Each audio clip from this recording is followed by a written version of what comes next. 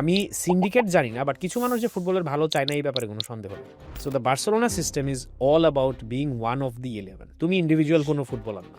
Bangladesh football দলে কি proper finish আছে? ওয়ার্ল্ড কাপে ডাব্বা মারি, বাজে খেলি, কনসিস্টেন্টলি প্লেয়ার না আসে। আমার দুইটা বন্ধু আছে, জিম্বাবুয়ে আর আয়ারল্যান্ড। ওদেরকে ডেকে আনবো, দুইটা হোম টুর্নামেন্ট খেলবো, রিকভার হয়ে যাবে। রিকভার হয়ে যাবে। আর একটা থার্ড এখন আমরা বানাইছি, সেটা হচ্ছে মিরপুরের পিচ। ভাই, আপনি একটু আগে বললেন যে সিন্ডিকেট শব্দটা নিয়ে আপনি কথা বলতে চান না, বাট যদি এটা সাইডে রেখে কথা বলি, একদমই না। আমি সিন্ডিকেট নিয়ে খুব খোলা মনে কথা বলতে চাই। কোনো ধরনের খেলার টাকা স্পন্সরশিপ থেকে আসে না, টিকিট বেচে আসে না, কোথাও থেকে আসে না। পুরো জিনিসটা কাজ করে একটা সাইকেলের মতো, যেটার সেন্টারে থাকে হচ্ছে ফ্যানরা। আপনার কাছে যদি কোনো সুযোগ আসে বাংলাদেশ ফুটবলের 3টা পরিবর্তন বা উন্নয়ন করার জন্য, সেই 3টা কি হবে? একটাও আমি করবো না। এতগুলা মানুষের মধ্যে, এতগুলা টিমের মধ্যে, এতগুলা ইনফ্রাস্ট্রাকচারের রিলেটেড, মানে খেলাধুলা তো হয়, এই খেলাধুলার মধ্যে একটা নাম্বার 9 নাই, এটা আমি মানতেই রাজি না। ওই প্রোগ্রেসটা থেকেই আসলে ফুটবল আলট্রাসরা গডফাদার টিফো বানায় নিয়ে আসতো, সেলিব্রেট করতো কিন্তু কাবরেরাকে। আমি নিজের চোখে দেখা যে টিফো কাবরেরা গডফাদার নিয়ে বানায় ঢুকছে মাঠের মধ্যে। আমার মনে হয় যে, মানে আমি ভয় পাই যে জিনিসটা, যে কোনো একদিন হয়তো আমি ফুটবল নিয়ে ওভারঅল কাজ করাই হয়তো বন্ধ করে দেওয়া লাগতে পারে। ভালোবাসা যতদিন এটার সাথে থাকবে ততদিন আমি থাকবো।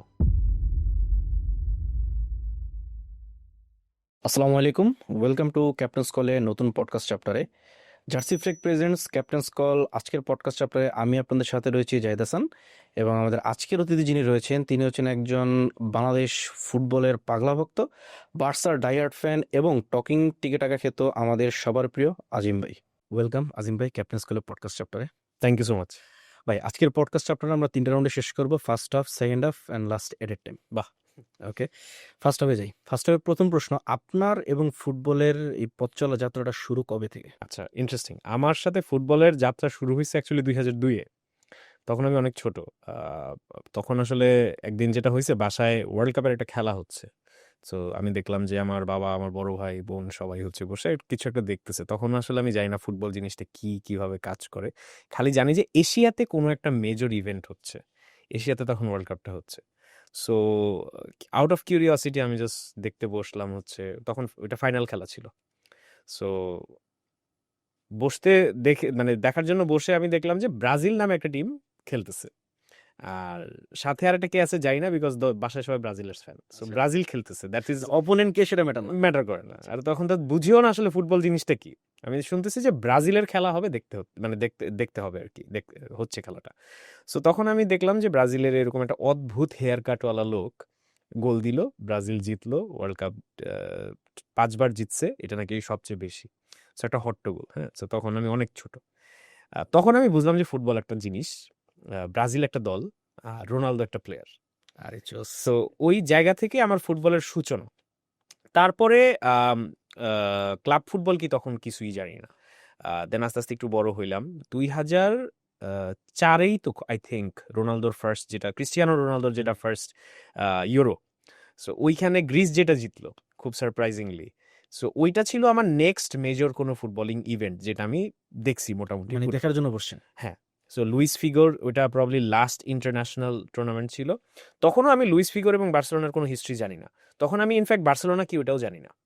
সো আমি 2004-এ যখন ইউরোটা হইলো, তখন দেখলাম যে ক্রিস্টিয়ানো রোনালদো নামে একটা পিচ্চি ছেলে, আর লুইস ফিগো নামে একটা লেজেন্ড, যার হচ্ছে last world cup. So sorry, world cup বলতেছি, লাস্ট ইউরো, লাস্ট মেজর পর্তুগালের হয়ে কোনো টুর্নামেন্ট। তো ওইটা দেখতে বসলাম, এবং I think Portugal made it to the final. Maybe, হ্যাঁ। পর্তুগালের গ্রিসেরই মেবি ফাইনালটা হয়েছিল, I might be wrong, but Greece finally জিতলো খুবই সারপ্রাইজিংলি। তো এই দুইটা দিয়ে আমি ফুটবলে ঢুকছি। দেন 2006-এ eventually I landed on Barcelona and this player named Ronaldinho. রোনালদিনিওর জায়গা থেকে আমি যখন মানে দেখা শুরু করলাম, তখন দেখলাম যে এই লোকটা আসলে ফুটবল খেলে না। ও ফুটবল মাঠে অন্য কিছু একটা করে যেটা ফুটবল না। ক্যারিশমা বলা যায়। এটা ক্যারিশমা না, এটা আমি জানি না কি বলবো, এটাকে শুধুমাত্র রোনালদিনিও বলা যায়। সো আমি দেখলাম যে বাকি সবাই পাস দিচ্ছে, ও বল নিয়ে নাচতেছে। আমি দেখতেছি বাকি সবাই শুট দেওয়ার চেষ্টা করতেছে, ও হাফ লাইন থেকে ফ্রি কিক থেকে গোল দিয়ে দিচ্ছে। আমি যেটা দেখতেছি যে প্লেয়াররা ওর পিছে দৌড়াচ্ছে, ও কোথায় জানি ওর মতো গান গাইতেছে, ওর মতো, মানে ও ফুটবল খেলতেছে না, ও আর সবকিছু করতেছে, ফুটবল ছাড়া অন্য সব ও করতেছে। সবকিছু করতেছে, এবং এটা কি করতেছে কেউ জানে না। সো ওইটা was the magic that goat me. And আমাকে এই কোয়েশ্চেনটা প্রচুর করে মানুষ, যে ভাই আপনি বার্সেলোনা ফ্যান, ব্রাজিল ফ্যান কেন? আমার ফুটবলের ইন্ট্রোডাকশন অ্যাকচুয়ালি ব্রাজিলের থ্রুতে। দেন আমি যখন রোনালদিনিওকে দেখলাম যে বার্সেলোনাতে গেছে, তখন I learned about Barcelona. And eventually বার্সেলোনার যেই খেলার ধরনটা, এইটা যে different, the Johan Cruyff philosophy, the মানে total football Mes que un club, এই যে ফিলসফি, এই যে এথোসগুলা, এটা আমার সাথে পার্সোনাল লেভেলে খুব রেজোনেট করা শুরু করলো। খুব কানেক্ট করলো আপনাকে। হ্যাঁ, আরেকটা মজার কথা বলি, I use to hate Messi. 2006 যখন মেসি নামে একটা বাচ্চা আসলো এবং আমি জানতে পারলাম যে এটা আর্জেন্টিনার একটা প্লেয়ার, 2010-এ I was a literal Argentina anti Argentina fan যে মেসিরে পচাইছে। সো ভাগ্যিস তখন সোশ্যাল মিডিয়া এত প্রমিনেন্ট ছিল না, কোনো ডিজিটাল এভিডেন্স না, নাই, অবস্থা খুবই খারাপ থাকে। অবস্থা খুব খারাপ থাকতো, রাইট? সো আমি তখন ওই যে আমার মনে আছে স্কুলে তখন ডিসকাশনটা ছিল যে কাকা কাকা করে আর মেসি ভনভন করে উড়ে, হ্যাঁ, মানে দুই, এরকম প্রবাদ বাক্য অনেক ছিল। মানে এটা ছিল তখন ব্যান্টারিং এর level, and this was like very harmless childish bantering. এখন এসে অনেক সিরিয়াস হয়ে যায় জিনিসপত্র, রাইট? সো আমার আই স্টিল রিমেম্বার 2010-এ আমি মেসির এগেনস্টে ওয়ার্ল্ড কাপ চলাকালীন সময়, আমি বার্সেলোনাতে কি সাপোর্ট করি না করি, তখনও মেসির প্রতি ওই জায়গাটা তখনও তৈরি হয় না, কারণ তখন আমি সিজনাল ফ্যানই আসলে বলতে গেলে, কারণ 2000 ওয়ার্ল্ড কাপ আসলে খেলা দেখা। খেলা দেখতাম, বাট তোমার ধরো লা লিগা একটা দুইটা বাজে একটা স্কুলের বাচ্চাকে বাপমা দিবে না দেখতে। সো এন্ড তখন আসলে অত ওয়াইড স্প্রেড দেখার সুযোগও কম ছিল, প্রিমিয়ার লিগটা দেখা যেত সব জায়গায়, প্যাশন ছিল না তখন। প্যাশন ছিল, অ্যাক্সেস ছিল না। সো প্রিমিয়ার লিগ দেখা যেত, প্রিমিয়ার লিগ ব্রডকাস্ট হইতো স্টার স্পোর্টস হাবিজাবি চ্যানেলে দেখা যেত টিভিতে, লা লিগা কোথাও দেখা যেত না। তো তুমি রিয়াল মাদ্রিদের খেলা দেখবা, চ্যাম্পিয়ন্স লিগের খেলা দেখবা, বার্সেলোনার খেলা দেখবা, লা লিগার ব্রডকাস্ট তো ছিল না বাংলাদেশে। লা লিগার ব্রডকাস্ট প্রবলি শুরু হয়েছে 9-10-এর দিকে অফিসিয়ালি, 10 স্পোর্টস 10 অ্যাকশন নামে একটা চ্যানেল থেকে শুরু হয়েছিল। সো যখন ওইটা আসলো তখন আমি লা লিগা রেগুলারলি দেখা শুরু করলাম। এর আগ পর্যন্ত ফলো করতাম যে আচ্ছা কি হচ্ছে, রাইকার্ড আছে, রাইকার্ড গেছে গা, ভালো করতেছি খারাপ করতেছি, জাস্ট ফর ফলো, খোঁজ খবর নিতাম আর কি, যেহেতু দেখার ওরকম সুযোগ নেই তখন। তো ইউটিউবও এত প্রমিনেন্ট না তখন, তো তুমি চাইলেও একটা ভিডিও ক্লিপ খেলার খুঁজে পাবা না। সো যখন 10-11 থেকে 10 অ্যাকশন অফিসিয়ালি আসলো, খেলা ব্রডকাস্ট হওয়া শুরু করলো, তখন হচ্ছে বাপমার সাথে মোটামুটি এক প্রকার যুদ্ধ কইরেই হচ্ছে অ্যাক্সেস নিলাম যে না, আমাকে দেখতে দিতে হবে, দেখতে দিতে হবে। আই রিমেম্বার আমার এসএসসি পরীক্ষার সময় সামাজিক বিজ্ঞান পরীক্ষা ছিল পরের রাতে, আগের রাতে হচ্ছে খুব সম্ভবত তোমার বার্সেলোনা আর হচ্ছে 8-0 গোলে ম্যাচটা জিতছিল বার্সেলোনা। আমি নামটা ভুলে গেছি। সবুজ একটা কিট ছিল বার্সার, ওইটা পরে নাম ছিল 2010-11-তে। সো ওই খেলাটা আমি লিটারালি আমার বাবা আমার দেখতে দিবেই না কোনোভাবে, আমি 10টার সময় বাসা থেকে বের হয়ে গেছি।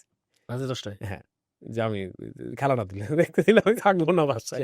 তার বের হয়ে গেছে, এরপরে বুঝে টুঝে আনছে এনিওয়ে। তো রাত্রে খেলাটা দেখছি, পরের দিন সমাজ পরীক্ষা দিতে গেছি, ডাব্বা মারছি, but it was worth it. হ্যাঁ, এনিওয়ে, সো আমার ইন্ট্রোডাকশনটা was through Brazil and was through World Cup 2002। দেখে খেলা যদি বলো যে কবে থেকে শুরু করছি, খেলা বোঝা শুরু করছি 6 ওয়ার্ল্ড কাপ থেকে। ব্রাজিল অ্যান্ড ফ্রান্সের খেলাটা ইজ দ্য ফার্স্ট গেম যেখানে আমি কাঁদতে কাঁদতে ঘুমাইছি, আমি ব্যাপারটা নিতেই পারি নাই, cause this was the first world cup যেটা আমি বুঝে দেখতে বসছি। অ্যান্ড আমি তো জানি যে আমরা তো 2002 ফুটবল কি ব্রাজিল কি, এক্স্যাক্টলি। সো আমি তো জানি 2002 আমরা জিতছি, আমরা তো বেস্ট টিম। তখন তো অবভিয়াসলি এত ট্যাকটিক্যাল অ্যানালাইসিস হাবিজাবি তো কিছু নাই, আমি জানি আমরা ওয়ার্ল্ড কাপ জিতা টিম, সো আমরাই তো জিতবো। সো এই আমাদের জিততেই হবে, আমাদেরই তো জিতার কথা, তাই না? এই রোনালদো আছে, রোনালদিনিও আছে, কাফু আছে, হাবি দুনিয়ার সবাই আছে, কাকা আছে। সো তখন আমি ধরে নিয়েছি জিতবো। আমি দেখি যে একটা টিমের কাছে আমরা হেরে গেলাম, and এটা তো আমার হিসাবে মিলতেছে না কোনোভাবেই। সো এরপরে কানতে কানতে ঘুমাইছি, অ্যান্ড দেন আস্তে আস্তে আস্তে আস্তে আস্তে ইন্ট্রোডাকশন উইথ বার্সেলোনা, ওইটা আবার একটা completely different story, and that's how it started, and that's how it's going. মানে যদি শর্টলি বলি, ব্রাজিল থেকে বার্সা। হ্যাঁ, বাংলাদেশের ফুটবলের বর্তমানে যে জোয়ারটা আমরা দেখতেছি, এটা কি বাফুফে আদৌ ধরে রাখতে পারবে বলে মনে হয়? That's a very important question, it's a very good question. এটার একটা ইয়েস অ্যান্ড নো অ্যান্সার আছে। প্রথমে নো দেই যে ধরে রাখতে পারবে না, এবং এটা বাফুফের জন্য না, এটা আমাদের sports entertainment history track record যদি আমরা দেখি, আমরা খুব বেশি একটা প্রুভেন রেকর্ড পাবো না যেখানে আমাদের কোনো একটা গভর্নিং এন্টিটি লম্বা সময় ধরে প্রপার কিছু করছে। তা না হলে আমাদের অ্যাটলিস্ট একটা অন্তত ইন্টারন্যাশনাল ক্রিকেটের ট্রফি থাকাটা উচিত না, ফরজ। মানে এটার কোনো যুক্তি আজকে আসতে পারে না যে ওয়ার্ল্ডের প্রবলি চতুর্থ অথবা তৃতীয় সবচেয়ে ধনী বোর্ড আমাদের, ফোর্থ এরকমই হবে একটা কিছু। সো এত রিসোর্স, এত টাকা, এত কোয়ালিটি স্টেডিয়াম থেকে শুরু করে ওভারঅল ইনফ্রাস্ট্রাকচারের যেই গাঁথুনিটা, সেটা কিন্তু ক্রিকেটের আছে, ফুটবলের নাই। সো ওই জায়গা থেকে আমরা এখন পর্যন্ত কোনো ইন্টারন্যাশনাল টুর্নামেন্ট জিতি নাই। আমরা এখন পর্যন্ত কনসিস্টেন্টলি খেলা ধরে রাখতে পারি না। আমরা এখনো মিনোজদের সাথে খেলতে যাওয়ার আগে চিন্তা করি এবং ফুল স্ট্রং টিম নামাতে হয় ফুল আমাদের। স্ট্রং টিম নামাইতে হয় এবং ইউএই এর সাথে যেটা হইলো। এনিওয়ে ক্রিকেট নিয়ে আলাপ না করি। বাট এই জিনিসগুলো আসলে খুব বেশি একটা আশা ভরসা আশ্বাসের জায়গা দেয় না। সো বাফুফের থেকে আমার আসলে অনেক বেশি এক্সপেকটেশন নাই, টু বি ভেরি অনেস্ট। এই জোয়ারটা আছে এবং এইখানে ইম্পর্টেন্ট বিষয়টা হইলো কি যে দেখো ক্রিকেটে আমি যদি ওয়ার্ল্ড কাপে ডাব্বা মারি, বাজে খেলি, কনসিস্টেন্টলি প্লেয়ার না আসে, আমার ২ টা বন্ধু আছে, জিম্বাবুয়ে আর আয়ারল্যান্ড। ওদেরকে ডেকে আনবো, ২ টা হোম টুর্নামেন্ট খেলবো, রিকভার হয়ে যাবে। রিকভার হয়ে যাবে। আর একটা থার্ড এখন আমরা বানাইছি, সেটা হচ্ছে মিরপুরের পিচ। আর কিছু না হইলেও আচ্ছা এটার কাদা বানাও, আইলক্ষেত বানাও, কয়েকটা দল আনো, সামও জিততে হবে। জিততে হবে। এরপরে পাবলিক খুশি। ফুটবলে তুমি এটা করতে পারো না। ফুটবলে আমি বলে দিচ্ছি নেক্সট ২ বছরে আমাদের সাফের গন্ডি যদি আমরা বের না করতে পারি, সাফের গন্ডি থেকে যদি বের না হইতে পারি, যেটা উইমেন্স ফুটবলে মাশাআল্লাহ করে ফেলতে পারছে। আজারবাইজানের সাথে আমরা খেলছি এবং আজারবাইজানের খেলাটা আমি মাঠে যেয়ে দেখছি। সো আমি তোমাকে যদি বলি যে আজারবাইজানের মেয়েরা যদি আমাকে থাপ্পড় মারে, আমার উঠতে ২ দিন সময় লাগবে। একটা বিশাল দানবের মতো মহিলা। ফিজিক্যালি খুব স্ট্রং তারা। অসম্ভব। এবং আমাদের মেয়েরা যখন ওদের পাশে দাঁড়াইছে মনে হচ্ছিল ম্যাসকট। মানে ম্যাসকট তো না, মানে যারা ওই যে বাচ্চারা যে নিয়ে যায় না, এরকম। সো আমরা মানে তাদের যদি ওই হিসেবে করি কিছুই না। কিন্তু যখন খেলা শুরু হইছে ওই ফিজিক্যালিটি আমরা দেখিই নাই। আমাদের মেয়েরা ট্যাকেল করছে, আমাদের মেয়েরা ধাক্কা দিচ্ছে, আমাদের মেয়েরা স্পিডে ফাস্টার ছিল। আর্জেন্টিনার সাথে যদি আমরা ফিজিক্যাল স্ট্রেংথ বলি টোটালি ডিফারেন্ট, হ্যাঁ, অপোজিট। এবং আমাদের মেয়েরা নিজেদের জায়গা থেকে ধরে তুলছে নিজেদেরকে যে আমরা ইউরোপিয়ান টিমদের সাথেও এখন খেলতে প্রস্তুত, কম্পিট করতে পারবো। ছেলেরা এটা পারতেছে না। ছেলেরা এটা এখনো পারে নাই, বাট পারতে হবে উইদিন নেক্সট 2 ইয়ার্স। এবং এটা কিন্তু ম্যাজিক্যালি হবে না। আমি একটা জিনিস সবসময় বলি যে হামজা চৌধুরী, শামিদ সোম, ফাহমিদুল, জামাল ভুইয়া, এই নামগুলো আমাদের জন্য ব্লেসিং। কিন্তু এই নামগুলার আশাই যদি আমরা ধরে রাখি যে নেক্সট 10 বছর 15 বছরে ফুটবল ডেভেলপমেন্ট হবে শুধু এই 4টা প্লেয়ারকে দিয়ে, সেটা কোনোদিনও সম্ভব না। আমাদের লিগ ইমপ্রুভ হইতে হবে, আমাদের লোকাল পাইপলাইন একদম মানে বুলেট প্রুফ হইতে হবে। আমাদের অ্যাটলিস্ট 100 জন 150 জনের একটা মানে পাইপলাইন থাকতে হবে, যেখান থেকে আমি জানি যে আমি ইউরোপিয়ান কোয়ালিটি প্রোডাক্ট যদি নাও বের করতে পারি, আমি অ্যাটলিস্ট সাউথ এশিয়া এবং ওভারঅল এশিয়াতে আই ক্যান কম্পিট। আমার একটা প্লেয়ার জাপানের লিগে যেয়ে খেলবে, আমার একটা প্লেয়ার চায়নার লিগে যেয়ে খেলবে।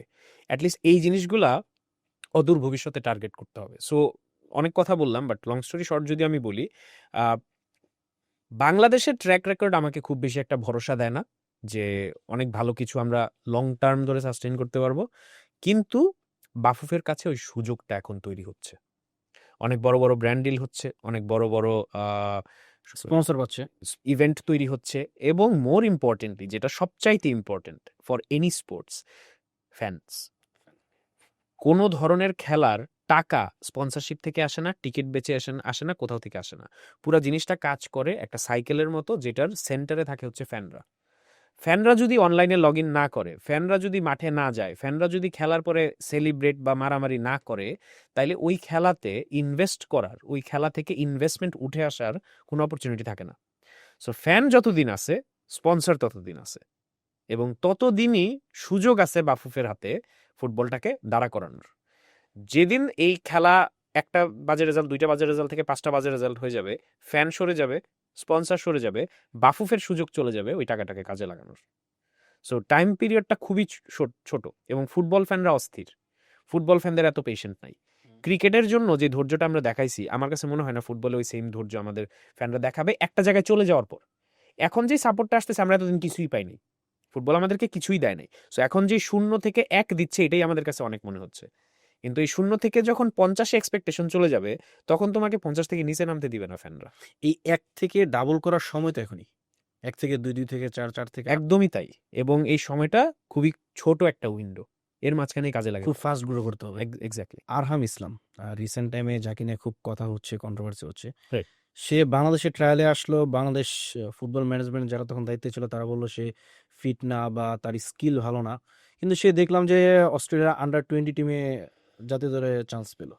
তো এই যে ব্যাপারটা বাফুফের, এই যে বিচক্ষণতার ব্যাপার এবং চুজ করা যে ব্যাপারটা, এই জিনিসটা কি আমাদের ফুটবলের আরো মানে ব্যাকফুটে চলে যাচ্ছে? অবশ্যই। আমি এখানে একটা কথা বলতে চাই। আমি জানি না এটা কিভাবে অ্যাকসেপ্টেড হবে, বাট সিন্ডিকেট ওয়ার্ডটা তো আমরা অনেক ইউজ করি, রাইট? আমি সিন্ডিকেট নিয়ে কথা বলতে চাই না, কিন্তু বাফুফে ইনভলভড এরকম অনেক মানুষজন আছে যারা খুবই ইনসিকিউরিটিতে ভোগে, এবং তাদের জায়গা থেকে পুরাণকে আঁকড়ে ধরে রাখার ভালোবাসাটা অনেক বেশি। আমার মনে হয় এই কথাটা বললে মানুষ বুঝতে পারবে। আমার একটা সৌভাগ্য হয়েছিল একটা খেলা দেখার উইথ সার্টেন ইন্ডিভিজুয়ালস, যেখানে আমার এক্সপিরিয়েন্সটা এরকম ছিল যে হামজা শামিদকে কেউ সেলিব্রেট করতেছে না। কেন? তারা আমাদের প্ল্যান না। সো ওই জায়গা থেকে এইটা একটা মেন্টালিটি, আসলে এটা জাতিগত হীনমন্যতা বলতে পারো, এটা পরশ্রী কাতরতা বলতে পারো, এটা নিজেদের ইনসিকিউরিটি ঢাকা বলতে পারো। সো আমি সিন্ডিকেট জানি না, বাট কিছু মানুষ যে ফুটবলের ভালো চায় না এই ব্যাপারে কোনো সন্দেহ নাই। এখন আরহামের সিচুয়েশনটা কি এক্স্যাক্টলি আমি জানি না। এখন আরহামের বাবা থেকে শুরু করে আমাদের ম্যানেজার, মানে যিনি তখন ম্যানেজার ছিলেন, যে টিমে তার খেলার কথা, যেখান থেকে ডাক পাওয়ার কথা, বোর্ড থেকে শুরু করে সবাই, কোচিং স্টাফ অ্যান্ড এভরিওয়ান, এখানে সবার একটা রোল আছে। আরহামের নিজেরও একটা রোল আছে, সবার ইনভলভমেন্ট আছে। সবার ইনভলভমেন্ট আছে। এখন কোন কোন পিসেস গুলাতে এই ইনভলভমেন্টটা খারাপ ভাবে হয়েছে, এইটার একটা ডেফিনেটিভ অ্যান্সার আনফরচুনেটলি আমরা কখনো পাবো না। কখনই পাই না আমরা। মানে পাবো না, এবং আমাদের এটা আনফরচুনেটলি আজকে বলতে হইতেছে যে এইটা এক্সপেক্ট করাটাও বোকামি, এবং ওই কালচারটা আমাদের নাই। ওই কালচারটা আমরা সমষ্টিগতভাবে বিল্ড করতে পারি নাই। আমরা ফ্যানদের জায়গা থেকেও পারি নাই, আমরা বোর্ডের জায়গা থেকেও পারি নাই, আমরা ম্যানেজমেন্টের জায়গা থেকেও পারি নাই। ফ্যানদের জায়গা থেকে কেন পারি নাই? ফ্যানদের জায়গা থেকে আমাদের বাংলাদেশের যখন একটা ম্যাচ হয়, যখন হামজাকে নিয়ে সেলিব্রেশন হয়, যখন শামিদকে নিয়ে সেলিব্রেশন হয়, আমরা লোকাল প্লেয়ারগুলাকে কি আগেই শত্রু বানাই ফেলতেছি নাকি? বা আমরা লোকাল প্লেয়ারগুলোর উপর কি আগেই একটা ওই এক্সপেকটেশনটা দিয়ে দিচ্ছি তোকে হামজার মতো খেলতে হবে? এই জিনিসটা আমার মনে হয় আরেকটু রিয়েলিস্টিক্যালি আমাদের দেখা উচিত, যে ইয়েস আমরা এখন আজকের দিনে এসে এইটা এক্সপেক্ট করব যে প্রত্যেকটা প্লেয়ারকে হামজার মতো খেলার চেষ্টা করতে হবে। তুমি যদি প্রপারলি কমপ্লিমেন্ট না করতে পারো, তোমাকে রিপ্লেস করা হবে। যার কারণে কাবরেরাকে নিয়ে আমরা সবাই এত চিল্লাচিল্লি করতেছি যে আজকের দিনে এসে কিছু প্লেয়ার ওই পারফরমেন্সটা দিতে পারতেছে না, কিছু আমরা অপশনও দেখতেছি না যে ওকে রিপ্লেস করার যাইতে পারে। কিন্তু আমার মনে হয় ক্রিকেটে আমরা যে টলারেন্সটা দেখাইছি, ফুটবলের ক্ষেত্রে হয়তো ওই টলারেন্স লেভেলটা আমাদের একটু কম।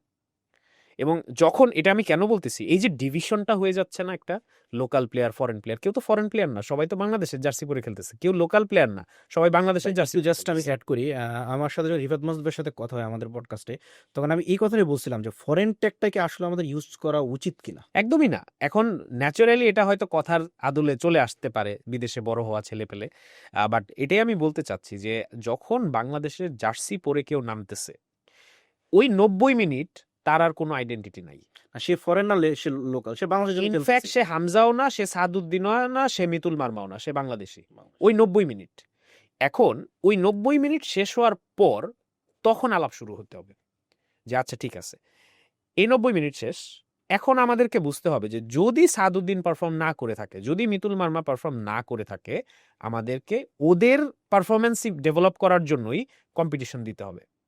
এখন ধরো আমি একটা জায়গায়, আমি একটা স্কুলের এক্সাম্পল দিয়ে যদি বলি যে একটা অঙ্ক টিচার, সে অঙ্কর কিছুই বুঝে না, কিন্তু ভার্সিটি বা স্কুল তাকে ফায়ার করতে পারতেছে না, কারণ সমাজ শিক্ষা বা বাংলার টিচার দিয়ে তুমি অঙ্ক করাইতে পারবা না, তোমার অঙ্ক টিচার একটা লাগবে। সো অঙ্ক টিচারের তো কোনো অপশন অল্টারনেটিভ নাই। সো সাদউদ্দিনের অল্টারনেটিভ লাগবে, সাদউদ্দিনের অল্টারনেটিভকে সুযোগ দিতে হবে, মিতুল মার্মার অল্টারনেটিভকে সুযোগ দিতে হবে। তখন মিতুল মার্মা বুঝবে যে আরে না, আমি তো একলা টিচার না, আমি তো একলা অঙ্ক পারি না। সাদউদ্দিন বুঝবে আচ্ছা না, আমি তো তাহলে একলা এখানে খেলতে পারি, রিপ্লেস করার প্লেয়ার সো আছে। তখন ওদের নিজেদের পারফরমেন্সও ইমপ্রুভ হবে। এবং এটা it's not a criticism on the players, it's a law of nature, যে যখন তুমি বোঝাবা যে তোমাকে কম্পিট করতে হবে, তখন কম্পিট করা ছাড়া আর কোনো অপশন নাই। সো আমাদের মুদ্রা কথা হচ্ছে যে যেই ক্রিটিসিজমটা আমরা লোকাল প্লেয়ারদের জন্য করি, আমরা কিছু কিছু স্পেসিফিক প্লেয়ারদের জন্য করি, এই ক্রিটিসিজমটা জায়েজ আছে, কিন্তু ওই ডিভিশনটা আমাদেরকে কমাইতে হবে খুব drastically. Local player, foreign player বলতে কিচ্ছু নাই, দিন শেষে সবাই একটা দেশকে, একটা দলকে রিপ্রেজেন্ট করতেছে, এবং এটা হচ্ছে সবচেয়ে ইম্পর্টেন্ট। ভাই ফার্স্টে কোশ্চেনটা ছিলাম যে আরহাম ইসলামের ব্যাপারটা, এই জিনিসটা বাংলাদেশের ফুটবল যে ব্যাকফুটে চলে যাচ্ছে, এই জিনিসটা ওভারকাম কিভাবে করা উচিত?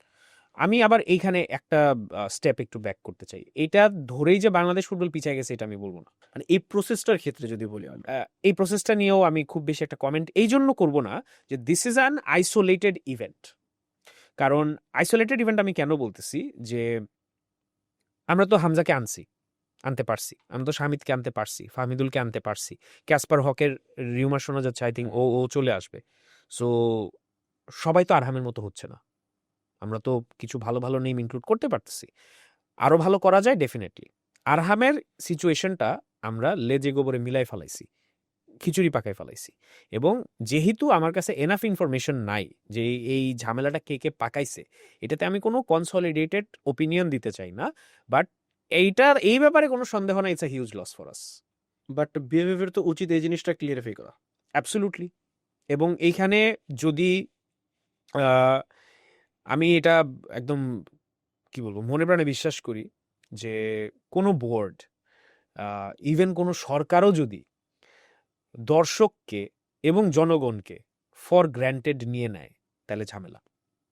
অবভিয়াসলি। কারণ আমি একলা কেউ না, তুমি একলা এজ এ দর্শক মাঠে গেলা না না গেলা কিছু যায় আসে না, কিন্তু যেখানে ভুলটা হয় তুমি আসলে এক না, তুমি একলা না, তুমি সিঙ্গুলার না, তুমি প্লুরাল। তুমি বাংলাদেশের ফুটবল দেখো মানে তোমার সাথে আরো কোটি কোটি মানুষ দেখে, তুমি আরহামকে নিয়ে কথা বলো মানে আরো কোটি কোটি মানুষ আরহামকে নিয়ে কথা বলে। সো বাফুফে হোক, বাংলাদেশ গভর্নমেন্ট হোক, বিসিবি হোক, যাই হোক না কেন, ওনারা যদি মনে করেন যে কি হইছে, দুই একটা পোলাপাইন চিল্লাচিল্লি করতেছে, কি হয়েছে, কিছু মানুষ একটু আপসেট হয়েছে, ব্যাপারটা আসলে আমার মনে হয় ওইভাবে নেওয়া উচিত না। কারণ আরহাম কি আমাদেরকে টাকা দিছে ওরা নিয়ে কথা বলার জন্য? ফাহমিদুল কি আমাদের বলছিল মেসেজ করে যে ভাই আপনার তো ফুটবল নিয়ে কন্টেন্ট বানান, আমার নিয়ে একটা ভিডিও দেন আমার টিমের? না, করে নাই। আমরা কি জন্য করছি? নিজের খেয়ে বোনের মোষ কেন তারাই? কারণ ফুটবল আমরা ভালোবাসি, ফুটবলের ডেভেলপমেন্ট আমরা চাই, মোর ইম্পর্টেন্টলি ফুটবলের আমরা ক্রিকেট হইতে দিতে চাই না। অবভিয়াসলি। সো ওই জায়গা থেকে বাফুফে বিসিবি হইলে হবে না। ওনারা অনেক বড় বড় মানুষ, বাফুফে যারা চালায়, ইনফ্যাক্ট এনি স্পোর্টস অর্গানাইজেশন যারা চালায়, অনেক বড় বড় মানুষ, তাদের জীবনে অনেক ঝামেলা আছে, অনেক হ্যাপা আছে, বাট যেহেতু ওনারা দায়িত্বটা নিছে, প্রপারভাবে পালন করা উচিত। প্রপারভাবে পালন করার পাশাপাশি ফ্যানদেরকে অ্যাকনলেজ করতে হবে। ফ্যানরা যদি কিছু ভুল করে এটাও ধরাই দিতে হবে যে না তুমি এটা এইভাবে করতে পারো না, প্রপার প্রসেসে করতে হবে, এটা করতে হবে, সেটা করতে হবে। বাট একনলেজ করাটা খুব দরকার, কারণ ফ্যান সরে গেলে ওনাদের বসে কি করবে? খালি স্টেডিয়ামে হচ্ছে ওই লাউ চাষ করবে আবার, এছাড়া তো কোনো উপায় নেই। বাংলাদেশ আবার কবে এএফসি এশিয়ান কাপের মূল পর্বে খেলতে পারবে? আমি তো আশা করি নেক্সট টুর্নামেন্টে হয়তো বা করা উচিত, হয়তো বা না, আমি বলবো যে করতে হবে, and that should be a target. আমার মনে হয় এখন যখন আমরা ফুটবল নিয়ে কথা বলি, আমাদের এই হোপফুলনেস ব্যাপারটা কমাই ফেলতে হবে, আশাবাদী এক্সপেকটেশন কমাই ফেলতে হবে। না না, আশাবাদী হওয়ার ব্যাপারটা কমাই ফেলতে হবে। আমাদেরকে বলতে হবে এটাতে খেলতে হবে, মাস্ট। মাস্ট। আমাদের কোয়ালিফাই করতে হবে, কোয়ালিফাই করার পরে আমরা কত দূর যাবো এটা হিসাব করতে হবে। আমরা যদি মিনিমাম সিলিংটা রাখা দিই যে আমরা কি পারবো কোয়ালিফাই করতে, আমরা কি দুইটা ম্যাচ, মানে এখন ইন্ডিয়াকে হারাইছি, এটা অনেক খুশি হওয়ার জিনিস, ঠিক আছে। ইন্ডিয়াকে আমরা 22 বছর পরে হারাইছি, আমরা একটা স্টেপ ফরওয়ার্ড নিছি, এটাকে আমরা সেলিব্রেট করেছি, that's fine. But next year beating India can not be a celebration. মানে ডিফিটিং একটা সাফের টিম নিজেদের মাটিতে can not be an occasion for celebration. আমাদেরকে ধরে নিতে হবে যে নেক্সট 5 বছরের মধ্যে at least we can compete with Japan, with Korea, with China. এই টার্গেট যদি আমরা না সেট করি হয়তো বা অ্যাচিভ হবে না। বাট এই যে আমরা, মানে I believe in the power of manifestation, বুঝছো? সো আমি যখন চিন্তা করি যে আমার কেপাবিলিটি এতটুকু, আমি এখানে যাইতে পারবো, আমার ব্রেন আমার শরীরকে ওইভাবেই ইনস্ট্রাক্ট করে অতটুকু করার জন্যই। সো বাংলাদেশ টিমটাকে এখন ওদের ব্রেন ইনস্ট্রাক্ট করতেছে ইন্ডিয়াকে হারানো পর্যন্তই। সো আমাদের এরকম একটা ম্যানেজার লাগবে, মানে আউট অফ দ্য বক্স আমাদের চিন্তা করতে হবে। Not out of the box, আমাদের অ্যাম্বিশাসলি চিন্তা করতে হবে। আমার এমন একটা ম্যানেজার লাগবে যে আমাকে স্বপ্ন দেখাবে, এবং শুধু স্বপ্নটা ওই ডে ড্রিম না, স্বপ্নটা হচ্ছে realistically this team is capable of achieving great success in an Asian level, not SAFF. And এইটা যে বাফুফে হোক, কোচ হোক, ম্যানেজমেন্ট হোক, ওয়াইভার, কারো যে প্লেয়ারদেরকে এটা বুঝাইতে হবে যে শেষ, আমাদের দিন শেষ, আমাদের ওই যে কান্নাকাটি অল্পতে খুশি হওয়ার দিন শেষ। এখন সাপোর্ট আছে, টাকা আছে, রিসোর্স আছে, ফ্যান আছে, এবং আমাদের তাদেরকে ফেরত দিতে হবে। ফেরত দিতে হলে তোমাদের মাঠে খেলতে হবে, and there is no other option. ওই অপশনই দেওয়া যাবে না আচ্ছা বাবারা ভালো করছো, এই আচ্ছা বাবারা ভালো করে আমরা ক্রিকেট ধ্বংস করে ফেলছি। এই কিছু হইলেই কোনো একটা ম্যাচ জিতছে র্যান্ডমলি, ফ্ল্যাট দিয়ে দাও, জমি দিয়ে দাও, গাড়ি দিয়ে দাও, বাড়ি দিয়ে দাও। আরে ভাই কেন? ম্যাচ জিতার জন্যই তোমরা বেতন পাও, ম্যাচ হারার জন্য তো বেতন পাও না। তাহলে ম্যাচ জিতার পরে আবার এত কাহিনীর কি আছে? ওয়ার্ল্ড কাপ তো জিতো নাই, চ্যাম্পিয়ন্স ট্রফি তো জিতো নাই, বা কোনো বড় আইসিসি টুর্নামেন্ট কিছুই জিতো নাই। সো কোনো মিনিংফুল ট্রাই নেশন পর্যন্ত জিতো নাই। সো ওই জায়গা থেকে ফুটবলে we can not maintain the same culture. হ্যাঁ, প্লেয়াররা এনাফ টাকা পায় না ক্রিকেটের মতো, ওইটা অন্যভাবে ডেভেলপ করতে হবে। তুমি 2 কোটি টাকা বোনাস না দিয়ে 2 কোটি টাকা লিগে ঢালো, দুইটা তুমি মানে নতুন অ্যাওয়ার্ড ইনক্লুড করো, যে player of the season, highest goal scorer of the season, just টাইটেলে না, ওইখানে তুমি টাকা দিয়ে মনিটারি ইনসেন্টিভাইজ করো। ওয়ে অফ দ্য চেঞ্জ করতে হবে একদমই, মানে এখানে ওই অল্পতে খুশি হওয়ার যে ব্যাপারটা, এইটা থেকে যদি আমরা সরে না আসতে পারি, ওই আমাদের 1-2টা স্পোরেডিক সাফের ম্যাচ জেতাই সেলিব্রেট করা লাগবে, যেটাতে ইভেন্চুয়ালি কোনো লাভ নেই। ভাই। আপনি একটু আগে বললেন যে সিন্ডিকেট শব্দটা নিয়ে আপনি কথা বলতে চান না, বাট যদি এটা সাইডে রেখে কথা বলি, এই জিনিসটার সাথে কিন্তু বাংলাদেশের ফুটবলের মেরুদণ্ড সোজা হওয়ার যে ব্যাপারটা এখন পর্যন্ত বাঁকা হয়ে আছে। আচ্ছা, সিন্ডিকেট নিয়ে কথা বলতে চাই না, এই যে বললা এটা কাট করে নিয়ে এখন 100 জায়গায় কপি পেস্ট করা হবে, একদমই না। আমি সিন্ডিকেট নিয়ে খুব খোলা মনে কথা বলতে চাই। আমি চাই বাংলাদেশ ফুটবলে সিন্ডিকেট এক্সিস্ট করুক। সিন্ডিকেট খুব দরকার। সিন্ডিকেট ছাড়া প্রোগ্রেস হয় না। আমি কোন সিন্ডিকেটের কথা বলতেছি তাইলে? সিন্ডিকেট আসলে কি? সিন্ডিকেট হচ্ছে একটা অর্গানাইজড ক্রাইম, যেটা মেক শিওর করে যে দুর্নীতি র্যান্ডমলি হইতে পারবে না। দুর্নীতি র্যান্ডমলি হইলে ঝামেলা। যদি দুর্নীতি করতে হয়, একটা স্ট্রাকচারে দুর্নীতি করতে হবে। এখন ফুটবলের জায়গা থেকে যেই জিনিসটা এনশিওর করা লাগবে, যদি কোনো সিন্ডিকেট থেকে থাকে যে ফুটবলে টাকা আসতেছে, নাহলে ওই সিন্ডিকেট এক্সিস্ট করার দরকার কি? সো টাকা যখন এনশিওর করতে হবে, তখন কি করা লাগবে? ফুটবল খেলাইতে হবে, যেই খেলাতে দর্শকের ইন্টারেস্ট থাকবে। সিন্ডিকেট যদি স্মার্ট হয়, সিন্ডিকেটের মাথায় যদি ঘিলু থাকে, অ্যাকচুয়ালি যদি প্রপার সিন্ডিকেট হ্যান্ডেল করার মতো মানুষ সিন্ডিকেট চালায়, তারা সবার আগে কি করবে জানো? নেক্সট 5-10 বছরে ফুটবলের ইনসেইন ডেভেলপমেন্ট করবে। মানে সামনে দিয়ে কাজ করবে, পিছন দিয়ে অ্যাবসলিউটলি। আমি এইটা সবসময় বলি যে আমাদের সিন্ডিকেট এই জন্য নাই কারণ সিন্ডিকেট চালানোর মতো ঘিলু আমাদের নাই। এবং যখন আমি ফুটবলের ডেভেলপমেন্ট না করে টিকেটের টাকা যদি মারি, কথার কথা বলতেছি, যে সিন্ডিকেট যদি এখন টাকা মারতে চাই, কিসের থেকে মারবে? 2 টাকা টিকিট বেচে আসতেছে, 3 টাকা স্পন্সর থেকে আসতেছে, এগুলো কোনো টাকাই না। ফুটবলের প্রমিস, ফুটবলের সুযোগ, ফুটবলের ফ্যান বেস সবকিছু মিলায়ে এই এই জায়গাটা এত বড় একটা কয়লা খনিও না, হীরার খনি, যে এটার টাকা কাইচা শেষ করতে পারবে না। কিন্তু ওই প্রপার ইউটিলাইজেশনটা হচ্ছে না। এখন আমি যখন বলতেছি যে syndicate is a good thing, it's obviously not.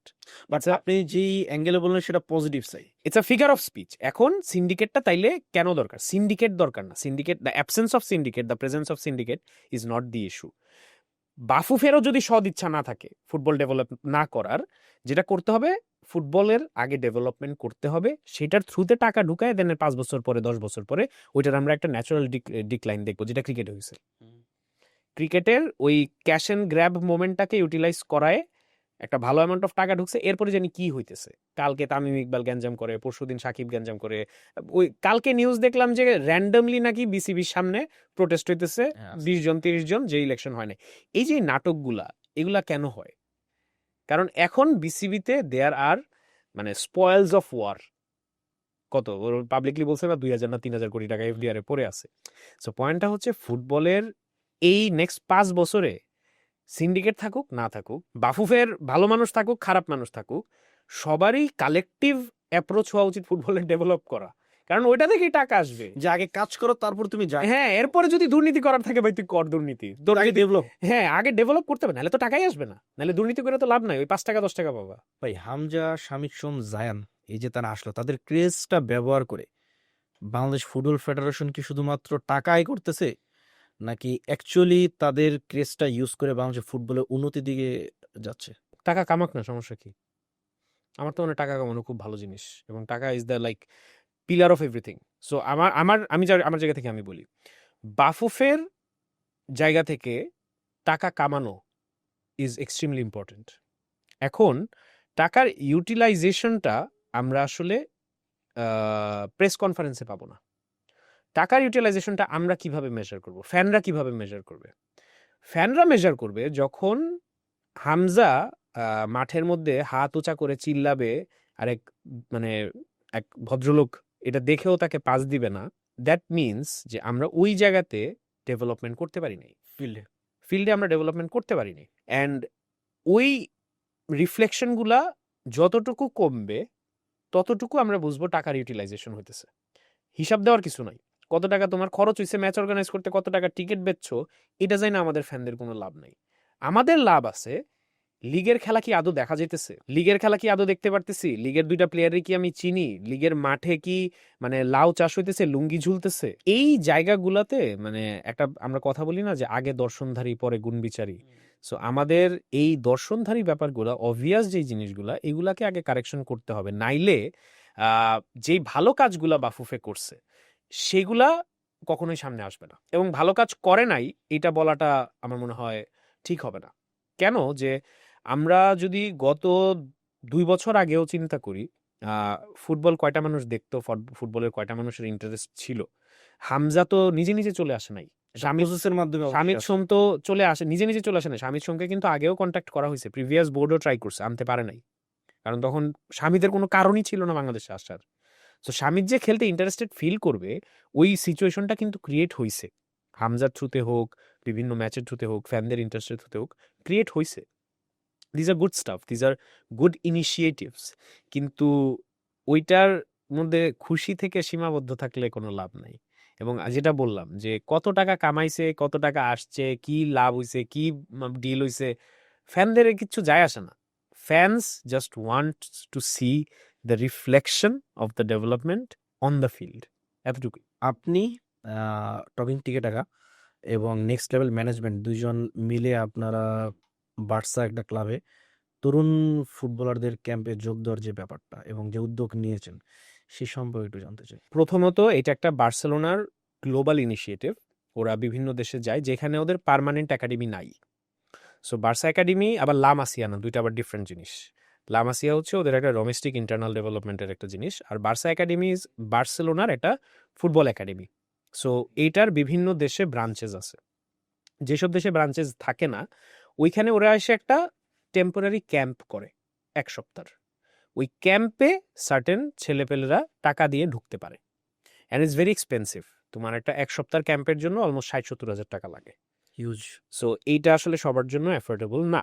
এবং এখানে একটা খুবই স্বনামধন্য বাংলাদেশের প্রাইভেট স্কুলিং ইনস্টিটিউশনই আসলে বাচ্চাদেরকে প্রোভাইড করে ওই ক্যাম্পটাতে পার্টিসিপেট করার জন্য।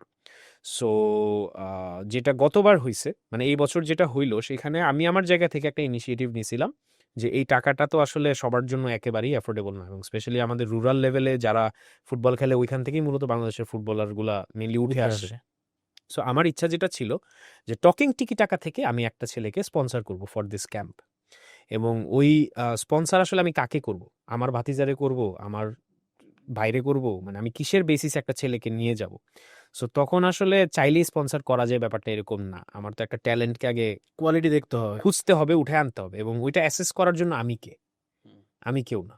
সো তখন যেই ঝামেলা, মানে যে ধাক্কাটা খাইলাম যে টাকাটা ইস্যু না, টাকাটা আমার এন থেকে যাবে হোয়াট এভার, সো ওই ট্যালেন্টটা আসবে কোত্থেকে, ওটা খুঁজে বের করতে হবে। ওটা খুঁজে বের করে। সো তখন আমি next level academy, extremely grateful to them, ওনাদের সাথে কথা বললাম যে ভাই আমি একটা একদিনের এরকম ক্যাম্প করতে চাই, মাঠ টাট সব আমি নিয়ে দিব, আপনি জাস্ট আমাকে আপনার 3জন ওনাদের এএফসি সার্টিফাইড কোচেস আছে, সো আপনার কোচেসরা যদি আমাকে একটু জাস্ট ফেভার করে, তাহলে আমি হয়তো বা মাঠটা আমি নিয়ে দিচ্ছি, ক্যাম্প মানে একদিনের আপনারা একটা ক্যাম্প ডিজাইন করে আমাকে জাস্ট একটা রিসোর্স সিলেক্ট করে দেন। সো ওই জায়গা থেকে আলহামদুলিল্লাহ ওনারা খুব কর্ডিয়ালি জিনিসটাকে অ্যাপ্রিসিয়েট করে। ওই দিন এক্সট্রিম গরম ছিল যেদিন ট্রায়ালটা হয়, আমারই এক পর্যায়ে মাথা ঘুরাইতেছিল, আমি জানি না পোলাপাইন কেমনে টানা 3-4 ঘন্টা মাঠের মধ্যে দৌড়াদৌড়ি খেলাধুলা করছে। সো ফাইনালি ওখান থেকে আমরা একটা ছেলে পাই, এবং আজমির, ও পরে আমি যেটা জানলাম যে ও ডিভিশনালি ফুটবল খেলে, and is a very bright star, and হয়তো ইনশাল্লাহ সামনে আমরা ওকে দেখতেও পারি কোনোদিন। সো ও 7 দিন হচ্ছে তখন বার্সেলোনার একাডেমির ওই ক্যাম্পটাতে, স্প্যানিশ 2জন ম্যানেজার তাদের সাথে 7 দিন টানা ক্যাম্প করে। এবং পরে আমি ওর সাথে অনেক কথাবার্তা বলছি, দ্য প্যাটার্ন এন্ড এভরিথিং, মানে ইট ওয়াজ ম্যাজিক্যাল। মানে ফুটবল যে এভাবেও দেখা যায়, ফুটবল যে এভাবে কোনো দৌড়াদৌড়ি কিচ্ছু নাই, কোনো লাত্থালাত্থি কিচ্ছু নাই, ফুটবলটা ওরা পায়ে খেলে না, মাথায় খেলে। এবং এই যে কন্ডিশনিংটা, এই যে ফাইন টিউনিংটা, যে আমরা মনে করি কি ফুটবল গায়ে গতরের খেলা, যে লাথি দিলাম হয়ে গেল, লাথি মারলাম, ধাক্কা মারলাম, দৌড়াইলাম, স্ট্যামিনা, হ্যাঁ ওগুলো ডেফিনেটলি ইম্পর্টেন্ট, বাট ফুটবল এর থেকে এক্সট্রিমলি ধরো আর্টিস্টিক। ফুটবলের থেকে আরো অনেক বেশি মাথার খেলা যতটুকু না শরীরের, এবং যতক্ষণ পর্যন্ত মাথার উপর কন্ট্রোল না আসে শরীরের উপর কোনো কন্ট্রোল আসবে না। সো ওই ফিলোসফি থেকে, ওই জায়গা থেকে, এবং কিভাবে আহ, একটা 11 জনের মধ্যে তুমি একজন আর তুমি একটা ফুটবলার, দুইটার মধ্যে অনেক ডিফারেন্স আছে। So the Barcelona system is all about being one of the 11। তুমি ইন্ডিভিজুয়াল কোনো ফুটবলার না। তুমি যদি একলা খেলতে হইতো, তুমি যে রেসলিং খেলো, তুমি যে বক্সিং খেলো, তুমি যে টেনিস খেলো, তোমার জন্য ফুটবল না, তোমার জন্য বার্সেলোনার ফুটবল না। তোমার যদি বার্সেলোনার ফুটবল খেলতে হয়, বার্সেলোনার জার্সি পরতে হয়, বার্সেলোনার মতো খেলতে হয়, তোমাকে একটা ইকোসিস্টেমের পার্ট হইতে হবে। এবং ওই ইকোসিস্টেমটা যার কারণে ওরা শুরু করে 5 বছর, 4 বছর, 3 বছর বয়স, একদম লো লেভেল একদম যখন ওদের ব্রেন ফর্মই করে নাই। আমাকে ওই দিন একটা খুব ভালো কোয়েশ্চেন জিজ্ঞেস করছে একদিন, যে ভাই, বাংলাদেশের প্লেয়ারদের ফার্স্ট টাচ এত বাজে কেন? ফার্স্ট টাচ এত বাজে হবে কেন? একটা প্রফেশনাল ফুটবলারের ফার্স্ট টাচটা কেন বাজে হবে? সো তখন আমি যে জিনিসটা বললাম যে, দেখো, বাইরে ফুটবলারগুলা এমন একটা সময় থেকে ফুটবল পায়ে লাগা শুরু হয় যখনও তাদের পা শেপই হয়নি। ফুটবল কি জিনিস হয়তো তারা বুঝেও না ঠিক মতো। হ্যাঁ, পাটা তখন শেপই হয় নাই ঠিক মতো। সো তাদের পাটা যখন শেপ হয়, ওখানে না একটা গ্যাপ থাকে ফুটবলের জন্য, আমাদের ওই গ্যাপটা থাকে না। সো ওদের পাটা মানে জাস্ট ফিগার অফ স্পিচ, যে পাটা বিল্ডই হয় এমন ভাবে যে শুধু ফুটবলের জন্য ফুটবলটা ওখানে অ্যাডজাস্ট হয়ে যায়। ফিট হয়ে থাকে। সো আমাদের জায়গা থেকে এটা কি আমাদের কোনো দোষ না? এটা আমরা ওইভাবে ইনফ্রাস্ট্রাকচার এখনো ডেভেলপ করতে পারিনি। সো এটা হয়তো বা সামনে হবে, হয়তো বা হবে না, জানি না। কিন্তু এই ডিফারেন্সেস গুলো সবসময় থাকবে। বাট ন্যাচারাল বর্ন ট্যালেন্ট যেগুলা, এগুলাকে যদি ওই আর্লি স্টেজে, এবং আর্লি স্টেজ কিন্তু 10, 12, 13, 14 না, 5, 6, 4 14তে, আমরা 15তে দেখছি লামিন ইয়ামাল এল ক্লাসিকো খেলতেছে, আমরা 16 বছর বয়সে দেখছি ইউরো জিতছে। সো আমরা যদি মনে করি ইয়াং মানে হচ্ছে 10, 11, 12, 13, না, ফুটবলে ইয়াং মানে 4, 5, 3। সো এই মাইন্ডসেটটা আমাদের চেঞ্জ করা আমার মনে হয় খুব ইম্পর্টেন্ট হয়ে গেছে, এবং এইটা আমার one of the biggest learning ছিল এই পুরো বার্সা একাডেমি সিচুয়েশনটা থেকে। এবং ভাই আমি যদি বলি তাহলে এই ক্যাম্প এবং আপনার এই স্পন্সর এই ব্যাপারটা নিয়ে ইন ফিউচার আরো কোনো চিন্তা ভাবনা আছে কি? বার্সা একাডেমির এই প্রজেক্টটা আসলে প্রত্যেক বছর করার চেষ্টা করে। এটা থেকে খুব বেশি লং লাস্টিং বা লঙ্গার রান ইম্প্যাক্ট খুব কম, ইন ফেয়ারনেস। বেসিকটা আসে, যারা পার্টিসিপেট করে তারা অ্যামেজিং কিছু জিনিস শিখতে পারে, বাট এটা আসলে একটা বুট ক্যাম্পের মতো। আমার যেটা ইচ্ছা আছে সেটা হচ্ছে একটা ব্রিজওয়ে ক্রিয়েট করা কোনোদিন, যদি সম্ভব হয়, যেটাকে আসলে জাস্ট ওয়ান অফ না রাখা। যেমন ইন্ডিয়াতে বার্সা একাডেমির একটা অফিসিয়াল স্ট্রাকচার আছে, মেবি ওইটার সাথে যদি আমরা বাংলাদেশে কোনো কানেকশন করতে পারি, কোলাবোরেশন করে। যদি আমরা ইনফ্যাক্ট ডিরেক্ট স্পেন থেকে এটাকে আরো কন্টিনিউয়াস কিছু একটাতে আনতে পারি। এখন তো পুরো জিনিসটা কমার্শিয়ালাইজেশনের জায়গা থেকে একটা ইনিশিয়েটিভ হিসেবে, একটা স্কুলের ইনিশিয়েটিভ হিসেবে আছে। বাট এটাকে আসলে ফুটবলের সাথে কিভাবে কানেক্ট করা যায়, এবং এটা যে বার্সেলোনা থেকেই হইতে হবে নট নেসেসারিলি, আরো অনেক ক্লাবস আছে, আরো অনেক একাডেমিজ আছে, রাইট? অনেক ওয়ে আছে, আরো অনেক ওয়েজ আছে। এবং এইখানে আমি বলবো যে মানে বাফুফের একটা রোল ডেফিনেটলি সামনে হয়তো বা প্লে করা লাগতে পারে। নট নেসেসারিলি কোনো ক্লাবের অফিসিয়াল একাডেমি আনতে হবে সেটা না, বাট ওই রিসোর্সগুলোকে মেবি উই ক্যান হায়ার। ওই রিসোর্সগুলোকে নিয়ে উই ক্যান ক্রিয়েট 1 সপ্তাহের ক্যাম্প না, 6 মাসের ক্যাম্প। এবং ওই ক্যাম্পগুলোতে আসলে এত টাকা দিয়ে পোলাপাইন ঢুকবে না, যারা আসলে প্রবাবলি ফুটবল খেলতেও চায় না। ওইখানে ঢুকবে হচ্ছে আমার ওই বান্দরবানের একটা পাহাড়ে মানে থাকা ছেলে, বড় আসলে যে আসলে ফুটবল দিয়েও ফুটবল খেলতে পারতেছে না, কোনো কিছু মিলায় ঝিলায় গামছা দিয়ে পেঁচায় ফুটবল খেলতেছে, জাম্বুরা দিয়ে ফুটবল জাম্বুরা দিয়ে ফুটবল খেলতেছে। সো ওদেরকে প্রবাবলি ওই সুযোগটা করে দিতে হবে। এবং ওইখানে ধরো, আমি শুধু বাফুফের কথা বলে দায় এড়াইতে চাই না, এখানে আমার মতো যারা আছে, যারা ফুটবল নিয়ে টুকটাক কথাবার্তা বলে এখন 2-1 জন মানুষ চিনে, তাদেরও এখানে রেসপন্সিবিলিটি এড়ানোর কোনো জায়গা নাই। সবার একটা কালেকটিভ রোল আছে। কিন্তু এখানে যেই যেই জিনিসটা আমি খুব বেশি মিস করি, এবং আমার মনে হয় যে মানে আমি ভয় পাই যে জিনিসটা, যে কোনো একদিন হয়তো আমি ফুটবল নিয়ে ওভারঅল কাজ করাই হয়তো বন্ধ করে দেওয়া লাগতে পারে, কেন? সেটা হচ্ছে সহনশীলতার জায়গাটা। আমরা জাতিগতভাবে একেবারেই ওপিনিয়ন নিতে পারি না, আমরা কথা শুনতে রাজি না, এবং আমরা যুক্তিতর্কে একদমই বিশ্বাসী না। আমি তোমার সাথে ডিসএগ্রি করছি মানে হচ্ছে আমি তোমার শত্রু, আমার কোনো ওপিনিয়ন থাকতে পারবে না। তুমি যেটা মনে করছো বা আমি যেটা মনে করছি, এটার এগেইনস্টে তুমি কোনো কথা বলতে পারবে না, মানে আমি যেটা ওপিনিয়ন সেটাই রাইট, সেটাই রাইট। এবং এরকম এবং সেটাই রাইট, তুমি মেনে নাও, এতে কোনো সমস্যা নাই। কিন্তু তোমার রাইটের সাথে যে আমার রাইট মিলতেছে না, এতে তো তোমার শত্রু হওয়ার আমার কোনো দরকার নেই। অপোজিটকে অবশ্যই রেসপেক্ট দেওয়া উচিত। সো এই জিনিসটা আমাকে খুব প্যারা দেয়, এই জন্য যে আমার কনফ্লিক্ট জিনিসটা ভালো লাগে না। আমার পেজের মধ্যে আমি কখনোই রিয়াল মাদ্রিদ নিয়ে আজেরা কোনো আলাপ করি না। এটাকে অনেকে অনেকভাবে দেখে। আমার জন্য থিওরিটা খুব সিম্পল। এক, রাইভালকে আমি রেসপেক্ট করি। যে ডিউ রেসপেক্টটা দেওয়া দরকার রিয়াল মাদ্রিদের মতো একটা ক্লাবকে, সেটা আমি দেওয়ার চেষ্টা করি। আর দ্বিতীয়ত হচ্ছে নেগেটিভিটি স্প্রেড করে পপুলার হওয়াতে আমি একদমই বিশ্বাস করি না। জিনিসটা আমার কাছে ডিফিকাল্ট লাগে। সো আমি এটা সবসময় বলি যে টকিং টিকি টাকা ইজ মাই প্যাশন প্রজেক্ট, এবং এটা একান্তই একটা ভালোবাসার জায়গা থেকে তৈরি হওয়া। আমার বার্সেলোনার প্রতি ভালোবাসা, বার্সেলোনার প্রতি কৃতজ্ঞতা, এবং বার্সেলোনার দেখে যারা আমার মতোই আনন্দ পায় তাদের সাথে ইমোশনটা শেয়ার করা। এর বেশি এক ফোঁটাও না। সো যেদিন আমার কাছে মনে হবে যে আমি এই আনন্দটা আর পাচ্ছি না, এখানে আমার ২ জন মানুষের মত মানায় চলা লাগতেছে, ৩ জন মানুষ কি বলবে এটা চিন্তা করা ফ্রিডমটা লাগতেছে, নাই। সহনশীলতাটা নাই, তখন আমি জাস্ট এটা থেকে আস্তে করে সরে যাবো, কারণ এটা থেকে আমার কোনো পাওয়ার কিছু নাই। ভালোবাসা ছাড়া আর কিছু পাওয়ার নাই। ভাই ফার্স্ট হাফের লাস্ট কোশ্চেন আপনার জন্য, সেটা হচ্ছে আপনার কাছে যদি কোনো সুযোগ আসে বাংলাদেশ ফুটবলের ৩টা পরিবর্তন বা উন্নয়ন করার জন্য, সেই ৩টা কি হবে? একটাও আমি করব না। কেন? বাফুফের পরিবর্তন করার আমি কেউ না। আমাকে যদি বলো আমি কি করতে পারি, আমার করার আছে। আজিম অ্যান্ড টকিং টিকি টাকার করার আছে। আমাদের সমস্যা হচ্ছে আমরা নিজেদেরটা করি না, অন্যদেরটা করতে আমাদের খুব মজা লাগে। সো আমি আমার জায়গা থেকে কি করতাম আমি বলি। আমার যেটা ইচ্ছা আছে, আমার একটা প্লে টিকি টাকাটা আমার ইনিশিয়েটিভ আছে, যেটা এখনো হচ্ছে জাস্ট মানে একটা, কিভাবে বলি জিনিসটা, যে আমার কমিউনিটিতে যারা আছে তাদের জন্য আমি মাসে একবার মাঠ একটা বুক করে রাখার চেষ্টা করি। ওনারা ফার্স্ট কাম ফার্স্ট সার্ভ বেসিসে রেজিস্ট্রেশন করে এসে খেলে, আমিও যাই, মজা লাগে আমার কাছে জিনিসটা। এটাকে আমি একটা ইনফ্রাস্ট্রাকচারে নিয়ে যেতে চাই। এটাকে আমি, যেমন আমার কাজ চলতেছে এখনো, যে এটাকে আমি ঢাকা, রাজশাহী, চিটাগাং, সিলেট, কুমিল্লা, নোয়াখালী এরকম একটা ডিভিশনাল টুর্নামেন্টে কনভার্ট করতে চাই। এবং এইখানে রেগুলার ধারার ফুটবল হবে না। এখানে কিছু জায়গা থাকবে যেখানে, যেটা আমি বললাম যে the Barca way of football. আমি রেগুলার ফুটবল শিখাইতে আসি নাই। মানে রেগুলার ফুটবল আমার শিখানোর দরকার নেই। অনেক ইনফ্রাস্ট্রাকচার আছে, অনেক একাডেমি আছে, বাফুফে আছে, অনেক। You are not coach. আমি কোচ না। আমি যেটা করতে চাই, আমি ফিলোসফিগুলো নিয়ে কাজ করতে চাই। আমার ফুটবলে তুমি ট্যাকল করতে পারবে না।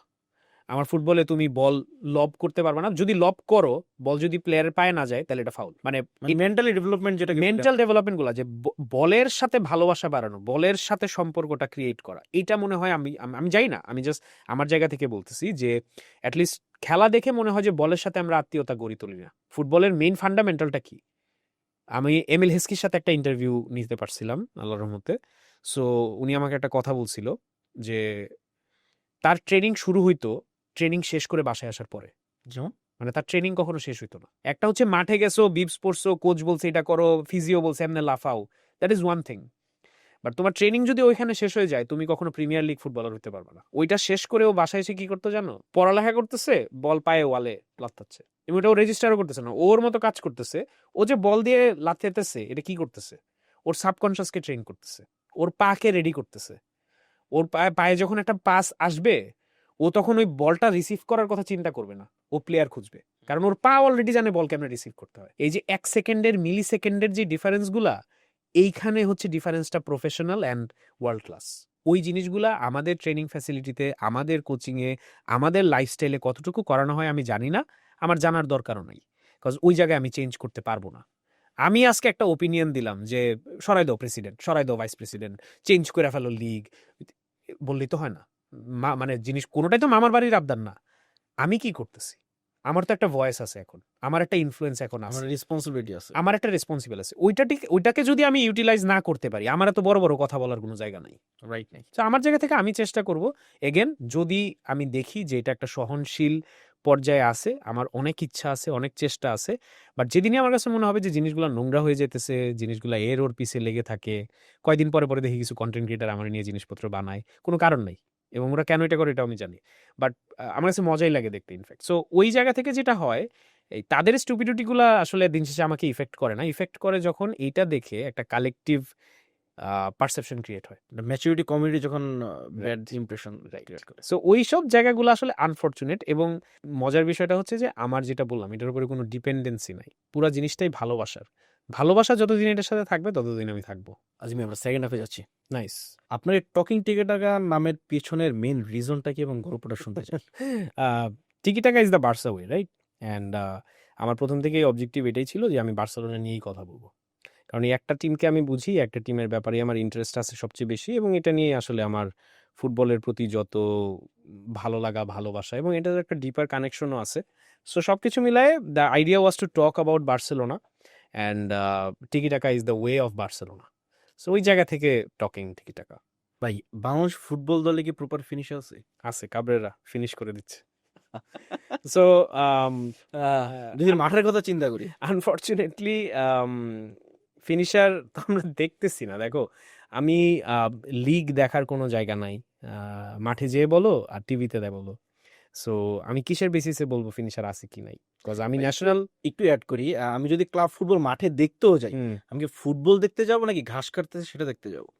এখন কিছু করার নাই তো আসলে। সো তবে আমি লাস্ট বসুন্ধরা আর ব্রাদার্সের একটা ম্যাচ দেখলাম, ভালোই ছিল। মাঠে একটা অ্যাম্বিয়েন্স ছিল, পাশে কিছু লাউও ছিল, লাউ শাকসবজি ছিল। বাট ঠিক আছে, ওটা আমি মেনে নিলাম, অ্যাটলিস্ট দেখা গেছে। বাট এই জিনিসগুলো আস্তে আস্তে চেঞ্জ করতে হবে। যেটা জিজ্ঞেস করলা যে আমাদের কোনো স্ট্রাইকার বা ফিনিশার আছে কিনা, পয়েন্টটা হচ্ছে ওইটাই যে আমি তো লিগের খেলা দেখতে পারতেছি না, আমি চিনি না কে কে আছে।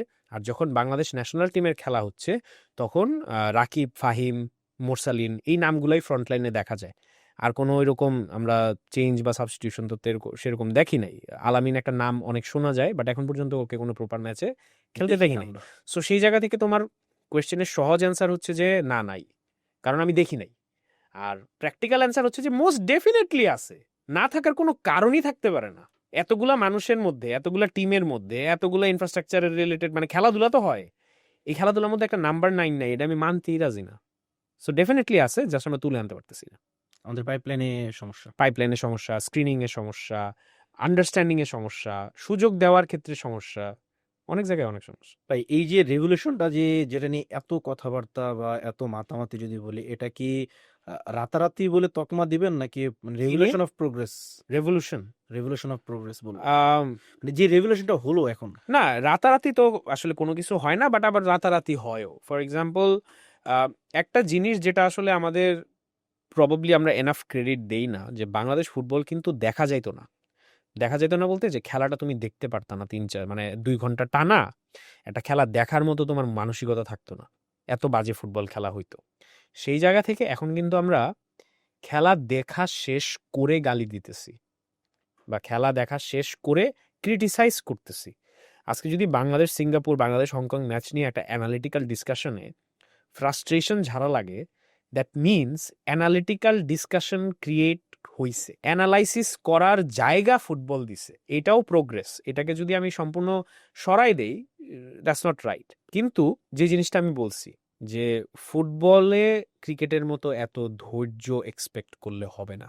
ফুটবলটা মোটামুটি হামজার আবির্ভাবের পর একটা ডিফারেন্ট লেভেলে গ্রো করছে, ফ্যানদের জায়গা থেকেও, প্লেয়ারদের জায়গা থেকেও। এইটা অনেক দিন সাস্টেইন হবে না, এটা খুব কম সময়েই সাস্টেইন হবে। অ্যান্ড স্পেশালি ফুটবলে তো ক্রিকেটের মতো এত ম্যাচ নাই।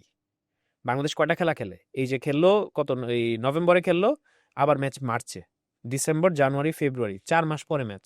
এই যে সময়টা পাবে না, 4 মাস ধরে কিন্তু ফ্যানরা বসে আছে। 4 মাস পরের ম্যাচটা ভালো হইলে যেই রকম এক্সাইটমেন্ট কাজ করবে, খারাপ হইলে 4 মাসের ফ্রাস্ট্রেশন কিন্তু একদিনে যাবে। সো এই জিনিসটা মাথায় রাখতে হবে আমাদের, যে football is volatile, football is অসভ্যদের খেলা। সো এখানে এই অসভ্যদের হ্যান্ডেল করাটা ডিফিকাল্ট, এবং এইটা মেজার না করতে পারলে প্রোগ্রেসটা যত ফাস্ট হয়েছে, প্রোগ্রেসটা তত তাড়াতাড়ি পড়ে যাবে। ভাই, জিকো কেন দলে নেই? দুষ্টামি করছে। এখন দুষ্টামি করার পর ওর সাথে আবার ম্যানেজমেন্ট দুষ্টামি করতেছে। আমি জিকোর, মানে তুমি করলে আমি করব না, আমি করলে তুমি করবো না, ব্যাপারটা কি এরকম? ব্যাপারটা আসলে হয়ে গেছে কি যে আমার, মানে আমি একটা অনেস্ট কথা বলি, আমার বয়স্ক মানুষ খুব বিরক্ত লাগে ইদানিং। এটার একটা মেইন রিজন হচ্ছে যে বয়স্ক মানুষরা, আমরা বলি না যে আজকালকার দিনে জেনজিরা এনটাইটেলড, যে এদের সব কিছুতে নিজেদের ওপিনিয়ন, সব নিজেদের মতো। জেনজি এনটাইটেলড হইলে বুড়ারা তো এনটাইটেলড প্রো ম্যাক্স। এবং পাওয়ারফুল জায়গাগুলোতে অনেক বেশি আউটডেটেড মানুষজন থাকে, এবং এটা খুব বিরক্তিকর, কারণ তারা জানে না কিভাবে ইউরোপিয়ান ফুটবল কাজ করে, তারা জানে না কিভাবে আজকের দিনে এসে ম্যান ম্যানেজমেন্ট কাজ করে, কোনো আইডিয়াই নাই। তারা এখনো গ্রামের ফুটবল খেলে, তারা এখনো ওই গ্রামের মুরব্বি মেন্টালিটিতে ওল্ড কালচার নিয়ে আছে। এখন যেটা জিকো করছে, is it punishable crime? Absolutely it's a punishable offence, এবং ওকে পানিশ করা হয়েছে। ও টাইম সার্ভ করছে, সাসপেন্ডেড ছিল, ওর জায়গা থেকে ওর মতো করে ব্যাক করার চেষ্টা করছে, ব্যাক করছে। লাস্ট যেটা আমি বলতেছিলাম, বসুন্ধরা ব্রাদার্সের খেলাটা আমি দেখতেছিলাম। ব্রাদার্সে মানে বসুন্ধরার হয়ে একটা ব্রিলিয়ান্ট সেভ করছে, ওইরকম কোনো চান্সেস ক্রিয়েট করতে পারে নাই ব্রাদার্স। ফার্স্ট 11 ছিল। ইয়েস। সো জামাল ভাইয়ের একটা ব্রিলিয়ান্ট ফ্রি কিক, ব্রিলিয়ান্ট একটা ফ্রি কিক। আমার একই সাথে আফসোস হয়েছে কেন এটা গোল হইলো না, আবার একই সাথে ভাল লাগছে যে জিকো এটা একটা ব্রিলিয়ান্ট সেভ দিছে। সো আমি ওই খেলাটা দেখে যেটা বুঝলাম, he is out of shape. মানে ও একটু ওয়েট গেইন করছে, মুভমেন্ট একটু স্লোয়ার হয়ে গেছে, এবং এটা স্বাভাবিক, খুবই স্বাভাবিক একটা জিনিস। কিন্তু এখনো কিন্তু ওর ওই জাত ব্যাপারটা আছে, যেই কারণে জিকোকে আমরা একটা পর্যায়ে বাজ পাখি বলতাম, ওই জিনিসটা হারাই যায় নাই। মানে ব্যাপারটা যে আমরা অস্ত্র জমা দিছি বা ট্রেনিং জমা দেই নাই। বাট এখনো যদি আসলে খুবই প্র্যাকটিক্যালি যদি আমি বলি, জিকোর যদি মিতুল মার্মাকে সরাইতে হয়, এগেন জাস্ট আমি জিকো আগে ভালো খেলছি, এখন আমাকে আবার নেও, ওই লজিকে কিন্তু হবে না। না, জিকো যেরকম বসুন্ধরাতে টাইম পাইছে, এটা ভালো সেভ দিছে, এটা ওর পুরো সিজন ধরে কন্টিনিউ করতে হবে, সিজন ধরে দেখাইতে হবে। তখন আর ডিসকাশন লাগবে না, বিকজ মিতুল মার্মা তো অলরেডি ভুল করতেছে, তখন অলরেডি ও বাই ডিফল্ট চান্স পাইতে বাধ্য। সো এইটা না আসলে এখন আমি বলবো জিকোর হাতে। বাট তার পাশাপাশি যদি বলি, সেটা কোচ, ম্যানেজমেন্ট, তাদেরও তো একটা কল থাকে। ডেফিনেটলি। এখন দেখো বসুন্ধরা আবার আরেক আলাপ, বসুন্ধরার ক্লাবের ভিতরে কি চলে এটা নিয়ে আমি জানি না, এটা নিয়ে আমার কথা বলার কিছু নাই। জিকোর সিলেকশন এখন বাংলাদেশের খেলা দেখে হবে না, জিকোর সিলেকশন হবে বসুন্ধরার খেলা দেখে। বাংলাদেশে তো তুমি ডিরেক্টলি ওকে সিঙ্গাপুরের সাথে খেলাবা না। না, আমি সেটা বললাম না, আমি বললাম যে ধরেন পুরো সিজন ধরে জিকো ভালো খেললো, বাট তার পরবর্তী যে কলের ব্যাপারটা, সেটা তো ফুটবল ফেডারেশনের হাতে। ওইটা ওই যে বললাম বাই ডিফল্ট হবে। মানে দেখো এখন যদি মার্মা ভুল করতেই থাকে, মিতুল যদি ভুল করতেই থাকে, তখন তো তোমার বাই ডিফল্ট অপশন দেখতে হবে। সাদুদ্দিনকেও কিন্তু বেঞ্চ করা লাগছে, কারণ ও বারবার ভুল করছিল। এখন আমাদের নেক্সট পসিবল অপশন যে Shrabon, I think he is a worst goalkeeper then Mitul Marma. ও যে কয়বারই সুযোগ পাইছে, আমি পার্সোনালি ওর খেলা দেখছি বেশ কয়েকবার, আমার কাছে ওর জাস্ট অ্যাডভান্টেজটা হচ্ছে ওর হাইটটা বেশি বেশি, একমাত্র ওই জায়গা থেকে অ্যাডভান্টেজ। বাট এছাড়া রিফ্লেক্স বলো, বল ডিস্ট্রিবিউশন বলো, সবকিছুতে Mitul Marma is far superior. এখন ন্যাচারাল অপশন যেহেতু আর নাই, জিকোর যেটা আমি বললাম তখন, যে আমার কাছে মনে হয় জিনিসটা এখন জিকোর হাতে, কারণ এখন তো এক্সপোজারটা হচ্ছে, আর জিকোকে নিয়ে অলরেডি কথা হচ্ছে। সো জিকো যদি জাস্ট বসুন্ধরার হয়ে পারফরমেন্সগুলো কনসিস্টেন্টলি দিয়ে যেতে পারে, তখন বাংলাদেশ বোর্ডের বা বাংলাদেশের যেই নেক্সট ম্যানেজার হোক হোয়াট এভার, তার আর কোনো মানে অপশন নাই ওইটাকে ইগনোর করার।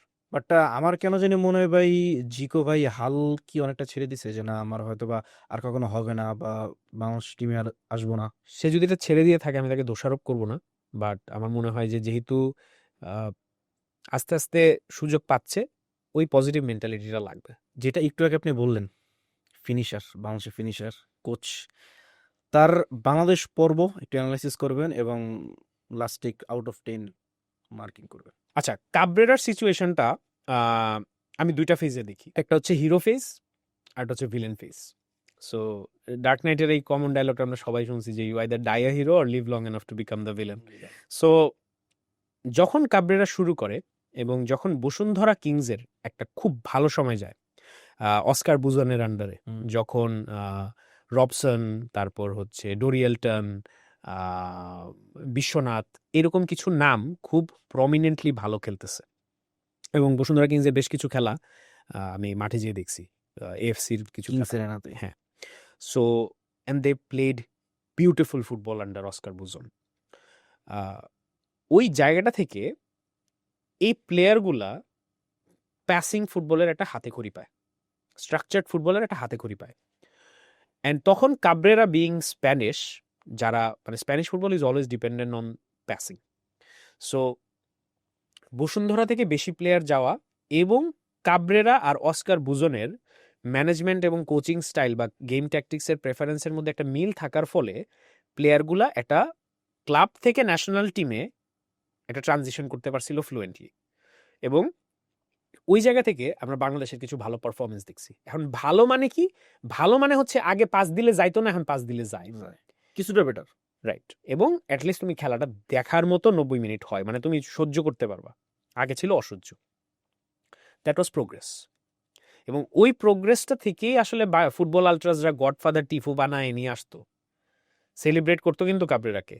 আমি নিজের চোখে দেখা যে টিফো কাবরেরা গডফাদার নিয়ে বানায় ঢুকছে মাঠের মধ্যে। এখন যে এক্সাম্পলটা আমি তোমার অন্যান্য পডকাস্টেও দেই, এখানেও দেই, যে ধরো তোমার মা খারাপ রান্না করে না, অবভিয়াসলি তোমার মা আই এম শিওর ভালো রান্না করে, আমার মা ভালো রান্না করে বাসার 4-5 জনের জন্য।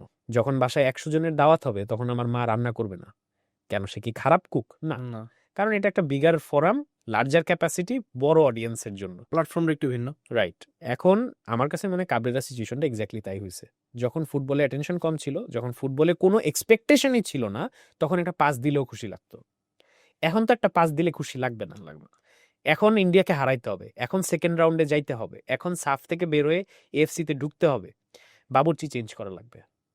সো কাবরেরা আমাদেরকে একটা জায়গায় ওই স্ট্রাকচারটা দিছে, ওই চেঞ্জটা এনে দিছে, বাট চেঞ্জের উপরে বিল্ড করার জন্য যেই রসদ সেটা কাবরেরার নাই। এবং এটা আজকের দিনে এসে আমার মনে হয় আমরা সবাই ইনক্লুডিং বাফুফে এগ্রি করে। তার ক্যাপাবিলিটি ওই ফ্যামিলি 5 জন পর্যন্ত। এক্স্যাক্টলি।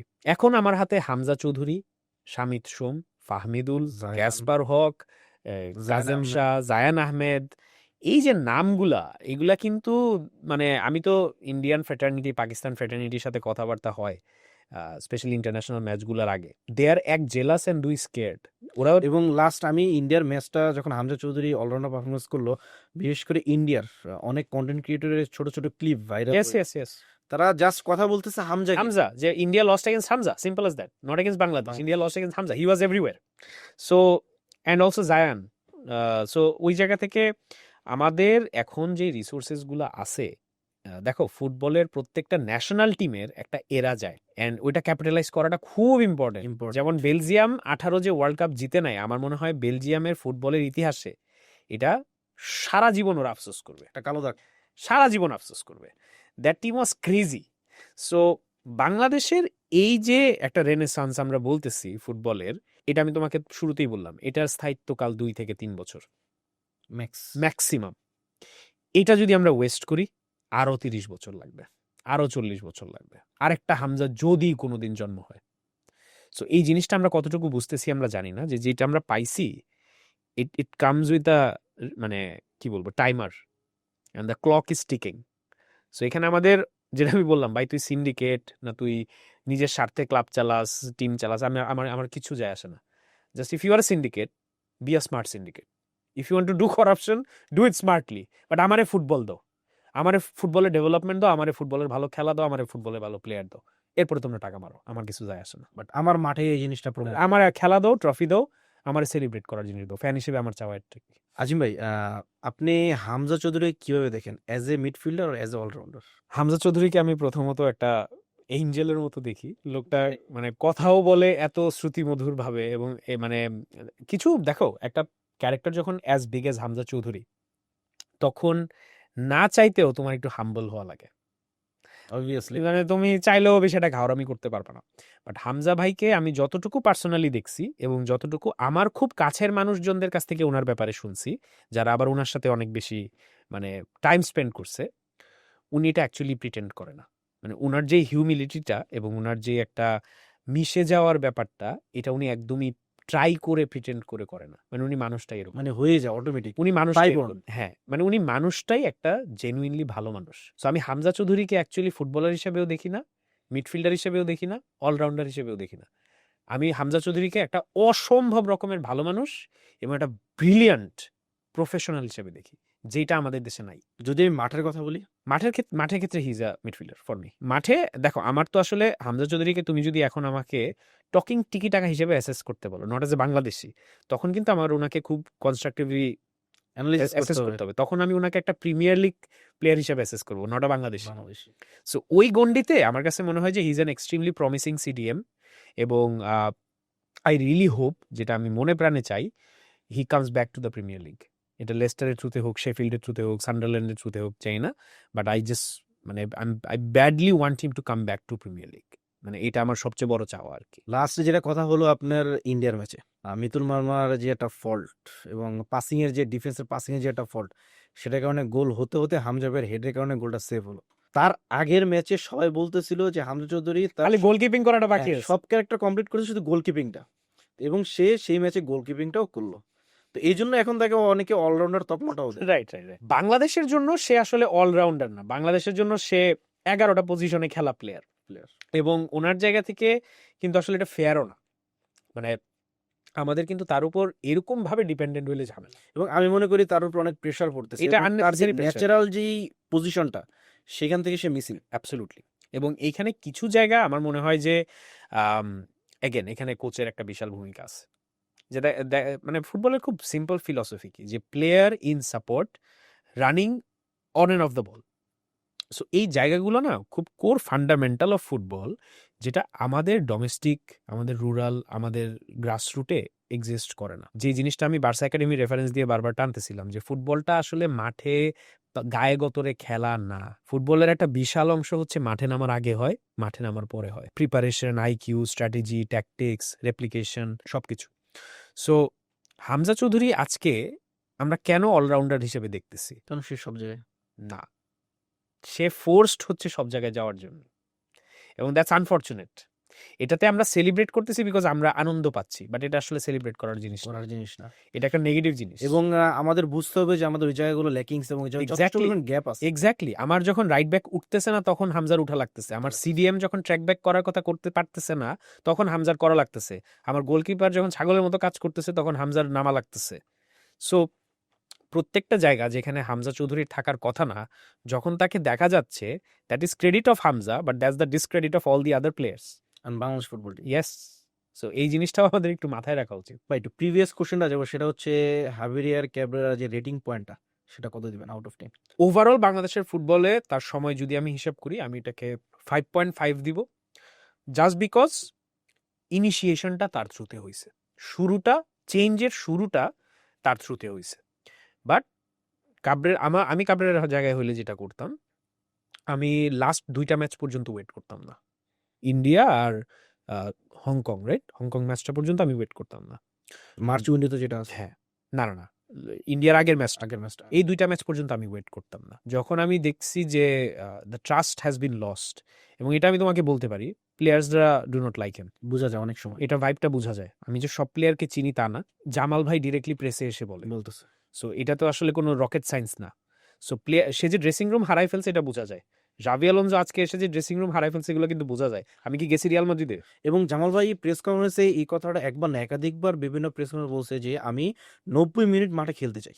সেটা হয়তো বা প্র্যাকটিক্যাল না, বাট কাবরেরা ফ্যানদেরকে অনেক আগে হারাইছে, প্লেয়ারদেরকে হারাইছে, অ্যান্ড এখন আমি তোমাকে বলতে পারি বোর্ডকেও হারাইছে। সো এতটুকু পর্যন্ত আসার প্রয়োজন ছিল না। অ্যান্ড তার আগে সরে গেলে যেটা হইতো, ফ্যানরা কিছুটা হইলেও তাকে, মানে সে যদি নিজে থেকে সরে যেত, ফ্যানরা কিছুটা হইলেও রেসপেক্ট করতো। সো ওই জায়গাতে তার কাছে মনে হয় না এটা সে করা উচিত, করে নাই, দ্যাটস ফাইন। সো সবকিছু মিলে আমি তাকে 5 দিব, এই জন্য যে সে চেঞ্জের স্টার্টটা ইনিশিয়েট করছে। ভাই যদি আমরা ওনার এই বাংলাদেশ পর্ব যদি আরো 2টা ভাগে ভাগ করি, সেটা হলো হামজা চৌধুরীর আসার আগ পর্যন্ত এবং হামজা চৌধুরীর আসার পরবর্তী এখন পর্যন্ত, 2টা যদি ডিফারেন্ট করি তাহলে কত করবেন? ইনা প্রি হামজা এরা আমি কাবরেরাকে 10-এ 7 দিব, আর ইনা পোস্ট হামজা এরা আমি কাবরেরাকে 10-এ 0 দিব, not just because of on the field, but যেভাবে ও পুরো সিচুয়েশনটাকে হ্যান্ডেল করছে। বাফুফের যারা বর্তমানে দায়িত্বে আছে, দায়িত্বরত অবস্থায় আছে, তাদের কি অনেক সময় মনে হয় জবাবদিহিতা এবং দায়বদ্ধতা জায়গাটা কম? আমার ধারণা কি বাফুফে নিয়ে, আমার ইমপ্রেশন যেটা, যে বাফুফের ইন্টারনালি অনেক মিস অ্যালাইনমেন্ট বিটুইন দেম আছে। মানে বাফুফের কিন্তু একটা এন্টিটি না, বাফুফেতে কিন্তু 4-5 জন 6-7 জন মানুষ, মানে আমি যদি একদম কোর অফ দ্য টপ বলি, টপ লেভেলে আমার মনে হয় যে, আমার যেটা বাইরে থেকে মনে হয় যে 6-7 জনের মধ্যে কোথাও না কোথাও একটা গ্যাপ, মিসকমিউনিকেশন, একটা ফ্রিকশন আছে, একটা ঝামেলা থাকতে পারে। কারণ কিছু জিনিস আসলে দেখো, যেটা কর্পোরেট বিউরোক্রেসিতে হয়, যে একজন মাথা থাকে, ওই মাথার নিচে আবার অনেকগুলা ছোট মাথা থাকে। সো আমার যেটা মানে দেখে, আলাপ আলোচনা শুনে, ফিল হয় যে কর্পোরেট বিউরোক্রেসি, আমি তো মানে চাকরি বাকরি করি 8 বছর ধরে, সবকিছু দেখে আমার যেটা এক্সপিরিয়েন্সের জায়গা থেকে মনে হয় যে there is an internal issue, আমি বলবো না গ্যাঞ্জাম, but there are some internal process, যেটা পুরো জিনিসটাকে কিছু কিছু সময় ঘোলাটে করে। এখন একজনের জায়গা থেকে ওপিনিয়ন একটা আসতে পারে, ওইভাবেই যে জিনিসটা হবে এটা কিন্তু না। এবং যেটা আমি বললাম যে বাফুফের অনেক মেম্বার আছে যাদের আমার মনে হয় পুরান আঁকড়ে ধরে বসে থাকার যে টেন্ডেন্সিটা, এটা এখনো অনেক স্ট্রং। যেটা বললেন ওল্ড কালচার, এটা অনেক স্ট্রং। এইটা আমার কাছে সিন্ডিকেট থেকেও অনেক বেশি স্ট্রং, হার্মফুল মনে হয়। হার্মফুল। কারণ এই জিনিসটা আবার আমাদেরকে নিয়ে যাবে লাউ খেতে, আবার আমাদেরকে নিয়ে যাবে অবসকিউরিটিতে। এরা মার্কেটিং কি কোনো আইডিয়া নাই, মানে পুরান চিন্তাধারার যদি আপনি স্মার্টলি কোনো স্টেপ নাই। না। এবং ওই জায়গা থেকে আমরা যে ভালো জিনিসগুলা করি, মানে বাফুফের জায়গা থেকে বাংলাদেশ ফুটবল যে ভালো জিনিসগুলা করে, এইগুলা ধামাচাপা পড়ে যায় দুই একটা বোকামিতে। এবং আমি একটা ছোট্ট এক্সাম্পল দিই, Bangladesh football federation official Facebook page, এই পেজটাতে 2-3 বছর আগেও কেউ যখন কমেন্ট করতো আপনারা ঘোড়ার ডিম খেলেন, হয় না কিছু, বাফুফের অফিসিয়াল রিপ্লাই যেত তাহলে আপনি এসে করেন। ওয়াও, সো ওই পেজটা এখন এতটাই প্রফেশনাল এবং এতটাই সুন্দর যে সকালে ডিল সাইন হয়, সকালে ম্যাচ হয়, সন্ধ্যার মধ্যে কন্টেন্ট আপলোড হয়ে যায়। অনেক প্রপার ব্র্যান্ডরাও এটা পারে না, তাদের একটা 150-200 জনের টিম থাকে, তাও পারে না। সো ভালো হচ্ছে, খারাপ হচ্ছে। এবং ওইটা আমার মনে হয় যে সবাই বাফুফের সেম পেজে না। ভাই একটা শব্দ যদি শেষ করতে হয় তাহলে এই যে কথাটা বললেন, তাহলে কি আমাদেরকে নেগেটিভটা সাইডে রেখে পজিটিভ আগে বেশি চিন্তা করা উচিত, না আগে নেগেটিভ ধরে রাখা উচিত? নেগেটিভ সাইডে রেখে না, আমরা যেটা করি, আমরা এটা এটা এটা জাতিগতভাবে আমাদের সমস্যা, আমরা নেগেটিভ নিয়ে কথা বলতে বেশি পছন্দ করি। এবং যখন এটা হয় তখন আমরা ক্যারিড অ্যাওয়ে হয়ে যাই, তখন কিছুই পজিটিভ না। আবার যখন একটা ছোট্ট পজিটিভ হয়, আর কোনো খারাপ নাই। এই যে ইন্ডিয়ার সাথে হারছি, এরপরে কিন্তু তেমন কোনো আলোচনা নাই আর, মানে সরি, ইন্ডিয়ার সাথে যে জিতছি এরপরে কিন্তু আর কোনো আলোচনা নাই, সবাই মোটামুটি খুশি আছে। বাট এখন কিন্তু কাবরেরা সিচুয়েশনটা আবার কই জানি হারাই গেছে, আমরা কিন্তু এখনো কোনো ডেফিনিটিভ ডিসিশন পাই নাই। এটা কিন্তু আবার হইতো না হারলে। সো এই যে আমাদের মানে অতি উৎসাহী এবং অতি রাগী, যেটা আমি তখন শুরুতে বললাম, আমাদের সহনশীলতা জিনিসটা নাই, ভালোর ক্ষেত্রেও নাই, খারাপের ক্ষেত্রেও নাই, মানে আমার মিডলে থাকতে হবে, আমার মিডলে আমরা থাকতে পারি না। এবং এটা একটা ঝামেলা। আমরা এটা যদি প্র্যাকটিসে না আনতে পারি, যে দেখো আমরা আজকের দিনে এসে, তুমি রিয়াল মাদ্রিদের ফ্যান হও, টনি ক্রুসের কথা বলো, মডরিচের কথা বলো, জিদানের কথা বলো, তুমি বার্সেলোনার ফ্যান হও, জাভির কথা বলো, বুস্কেটসের কথা বলো, পেদ্রির কথা বলো, এই প্লেয়ারগুলা, কেন আমি 6 জনের কথা স্পেসিফিক্যালি বললাম, ওরা মেসির মতো গোল দেয়, রোনালদোর মতো গোল দেয়, না, ড্রিবল করে, না, ট্র্যাক ব্যাক করে, ওদের কথা কেন বললাম? ওরা মাথা গরম হইতে পারবে না, রোনালদোর মাথা গরম হইতে পারবে, কার্ড ডিল মারবে, গালি দিবে, সু মারবে, মেসি ওর মতো ফুটবলের উপরে বসে সবার একটা স্পেসিফিক রোল আছে। সো কিছু মানুষ পাগলামি করা ঠিক আছে, কিছু মানুষ ইয়ে করা ঠিক আছে, কিছু মানুষ হচ্ছে একদম কুল, মানে একদম বরফ, আনশেকেবল। এই জায়গাটা তখনই আসলে আমরা আসতে পারবো, আমাদের ফুটবলটা তখনই কালেকটিভলি গ্রো করবে, যখন আমরা এই মিডিয়েটর জায়গাটাতে আসতে পারবো। আমরা নেগেটিভগুলাকে ছোট্ট সেলিব্রেশনে ভুলে যাব না, আমরা ছোট্ট নেগেটিভে অনেক অ্যাচিভমেন্টসও বাদ দিয়ে দিতে পারবো না। এবং ওই সেন্সিবিলিটি জায়গাটা সব ফ্যান থেকে হবে না, বোর্ডের সবাই থেকে হবে না, বাট কারো কারো প্র্যাকটিস করতে হবে। বিএফএফ এবং বিএসআরএম 10 বছরের ডেভেলপমেন্ট পার্টনার, এই ব্যাপারটা নিয়ে আপনার অভিমত কি? এইটা বাংলাদেশের স্পোর্টস এন্টারটেইনমেন্টের হিস্ট্রিতে সবচাইতে সিগনিফিক্যান্ট ডিল। কেন বলতেছি আমি এটা একটু বুঝুন। যেমন বিগে আমি গেলাম না, টাকার অঙ্ক তো আমি জানি না, সো আমি বিগ কিনা বলতে পারবো না, বাট এটার ইমপ্লিকেশন অনেক আছে। ইমপ্লিকেশনটা আমি একটু বুঝাই। আমি যদি এখন আজিম নওয়াজ খান বাফুফেকে কথার কথা 100 কোটি টাকা দেই অ্যাজ ডোনেশন, এটা বাফুফে যা ইচ্ছা তাই করতে পারে। বিএসআরএম বাফুফেকে যদি 10 টাকা দেয়, বাফুফে যা ইচ্ছা তাই করতে পারবে না। বাফুফের একটা এগ্রিমেন্ট ডেফিনেটলি হয়েছে বিএসআরএম এর সাথে, যেখানে পয়েন্টে পয়েন্টে সবকিছু ডিটেল আউট করা, যে আমাকে এটা দিতে হবে। কেপিআই ওয়ার্ডটা শুনছো না? কি পারফরমেন্স ইন্ডিকেটর।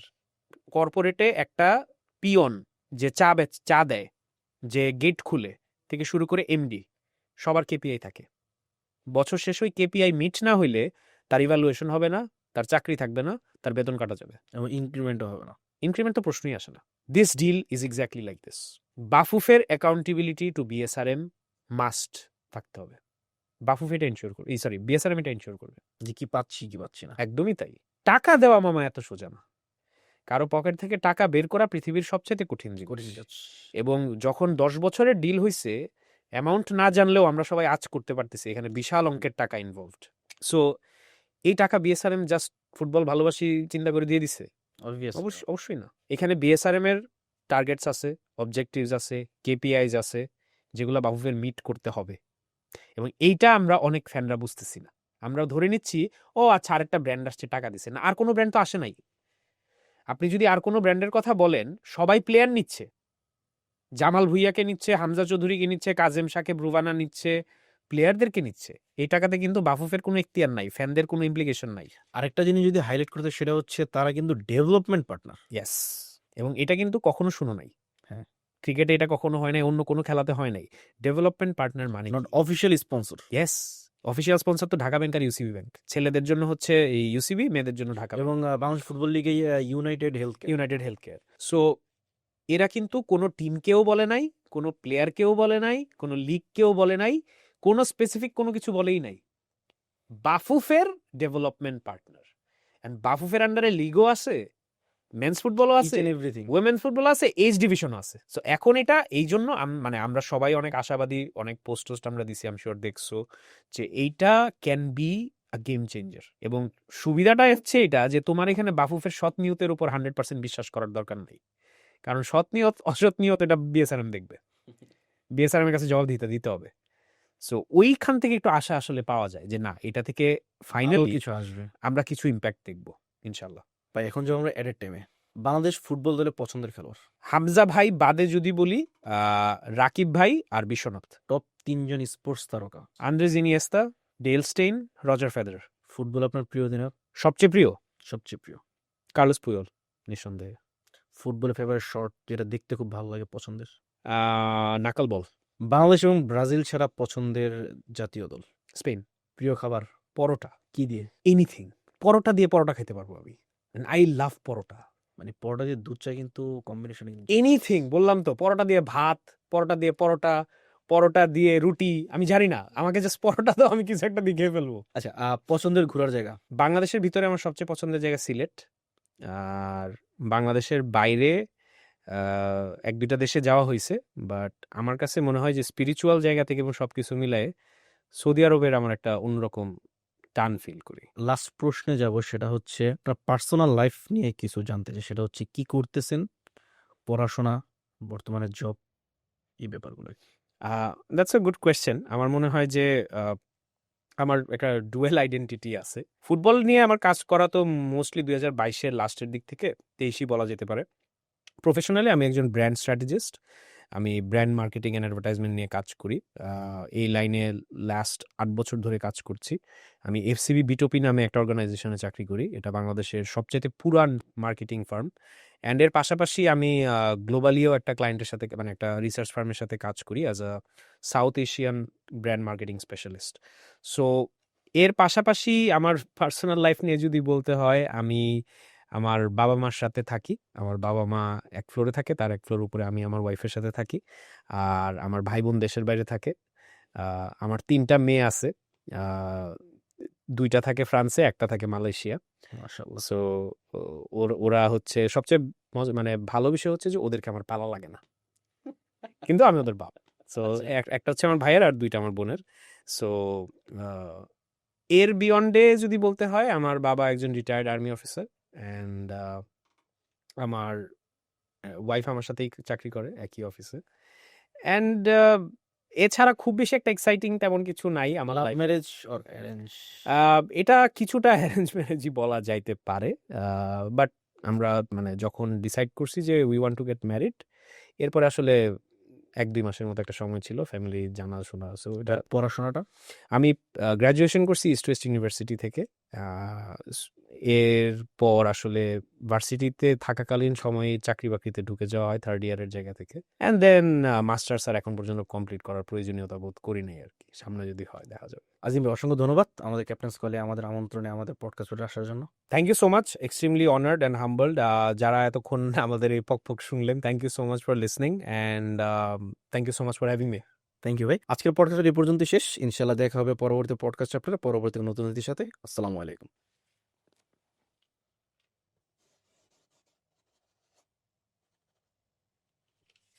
ডেট আজকে কত তারিখ? আজকে হচ্ছে আপনার 12/12 Oh, that's a very nice date.